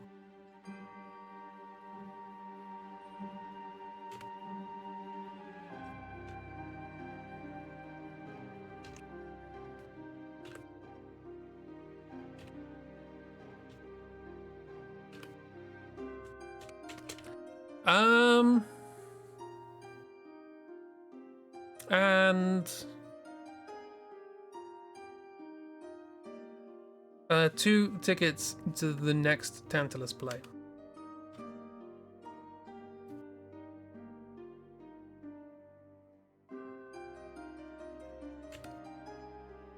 Which is an adaptation of a Midwinter Days daydream.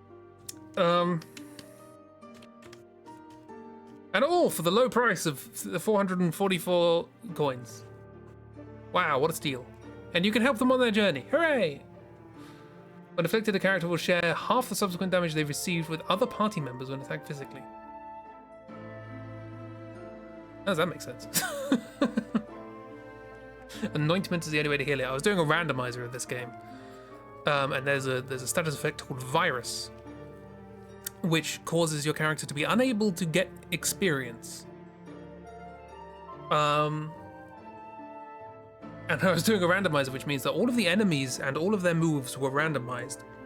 And so I got a character that got Virus really early on, and there's no way to heal it for ages. Like, I'm gonna get halfway through the game before I can heal this, and this character's getting no experience. Very annoying.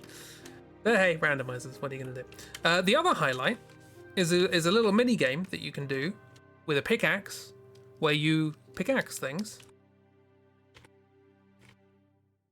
And you can find stuff buried in water. You can get ore, which you can throw at friendly animals who can give you experience.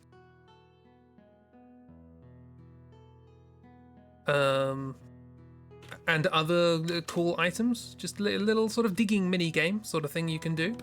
You could also rescue a Moogle who's been presumably buried alive.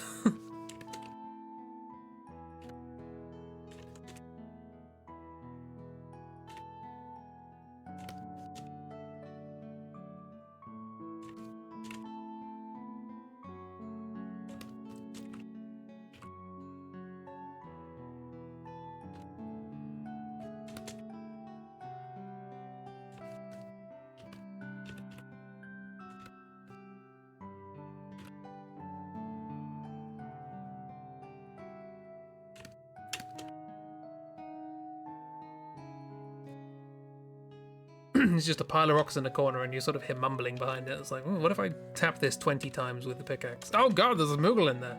Help them out.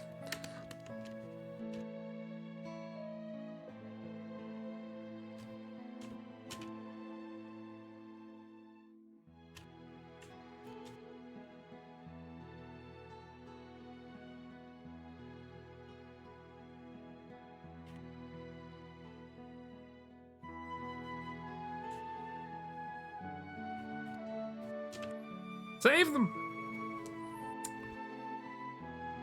Yeah, the friendly animals, they explicitly say, hey, have you got any ore on you? And you're like, yeah, sure, here's some. And later on in the game, they'll ask for more, elaborate things. Have you got an emerald? Have you got a diamond? And things like that. And then if you give it to them, you don't get experience, you get ability points. But whatever, it's a good thing to do. And they're happy, and they say, hey, say hello to my friend, whoever's the next friendly enemy you're going to encounter. So you can sort of like chain them. So the ladybug will say hello to the ghost, and the ghost will say hello to my friend the mew, or whatever. Anyway, eventually, after this big old myriad of bitses and bobsels, of tunnels and waterfalls and all these sorts of things, we arrive out another end, maybe not the other end. Like the music too, yeah. The music that plays during those quote fights, unquote, is like a kind of Sugar Plum Fairy kind of thing.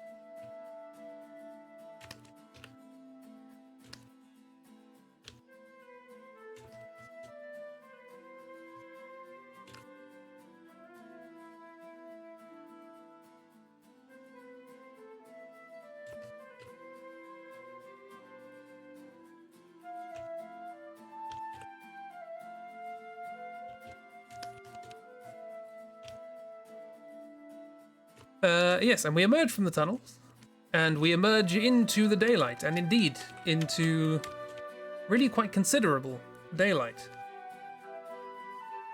The kind of daylight that our characters haven't really ever seen before, because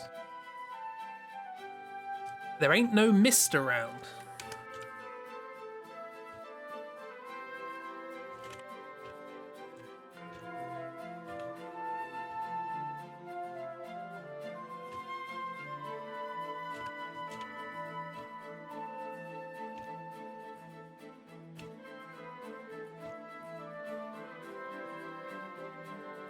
Oh yes, it turns out there was actually a path to another continent, and this wasn't just an entire waste of time.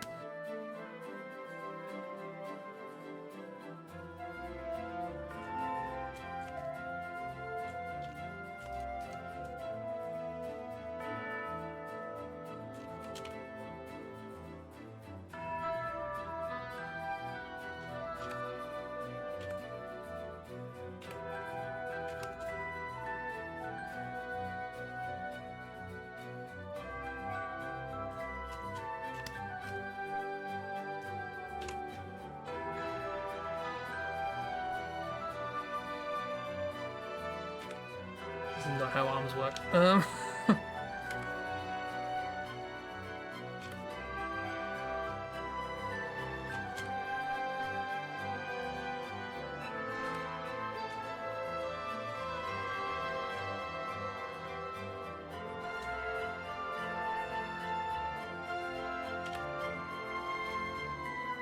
And thus we arrive on an outer continent, ready to explore a complete lack of civilization to try and find out where this swan guy came from. And that is probably a good place to stop. We saved a Moogle, everyone, and we helped another Moogle continue their travels of the world, and also got to another continent. and didn't eat a gargant. You can, however, if you so desire, eat a monstrosity. No, not a monstrosity, an abomination. Which you just find in the caves. It's called an abomination. It looks real weird. It's not tasty, apparently. That's what, when Quimch tries to eat something and it doesn't teach them anything, they say, not tasty. Crunch, crunch. This is brilliant, thank you. Sorry that the first hour was me recapping the story, but I thought it would be quicker. But just to show how much I know. Or if they already learned the skill for anything, yeah, exactly. They get very bored. If they've tasted something before, it's not tasty anymore. Yeah. But anyway, I need to update that timetable to say Remnant. Yeah, thanks for chatting and hanging and thingening. Thank you for thingening, everyone. Yeah. Thanks for the stream. Thank you for being here. Hope you enjoyed. Yeah. I'll be back on Saturday. There should be streams on Saturday, both in the morning and in the evening, I believe. I will let people know if things change. There will not be a stream tomorrow morning, for life occurs. Things have to happen. I'd rather they not, but they do. But there will be, presumably, a Chippy Nether's Day tomorrow. I don't know what's going to happen, because we finished the Tales last time. But I'm looking forward to it regardless, because this is Chib, and Chib is good. Love thingening, yeah, exactly. Thanks for keeping you company while painting. Ooh, painting. Fighting. Chippy Nether's Day. New Tales, Tales 2.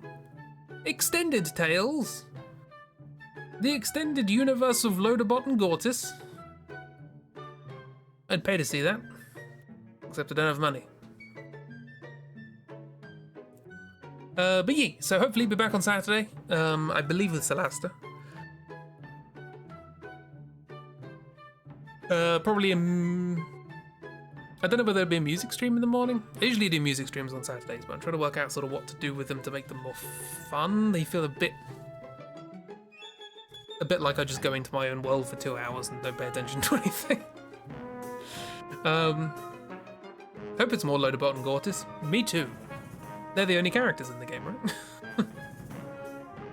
No idea if anyone from the first Tales is in it. What? Oh. Loaderbot and Gortys. Only. Fools AU. I'm Fools AUing this already. We haven't even seen it. But yeah. Hope you all had a lovely time. We've got that to look forward to tomorrow. Again, Saturday things, Sunday things, etc. Tuesday, more Fahrenheit. And then Wednesday, the Outer Continent. Exciting times. Reese might have a cameo? Oh wow, it's really just like a completely different set of characters. That makes sense, that's what Borderlands does. Reese, my boy. My boy. Really is new? Interesting. I mean, to be fair, I didn't know anyone from this game. Well, I knew some of them from the games that came after. It's New Tales, not DuckTales. Not Telltale. I think it was Telltale, but it's new compared to the old one. I think, was it Telltale? Maybe Telltale. If it's not, slap them with a glove. My son, attack the gates. Yeah. New game, yeah. Not a new game, because Telltale don't exist anymore, but new game. Yeah.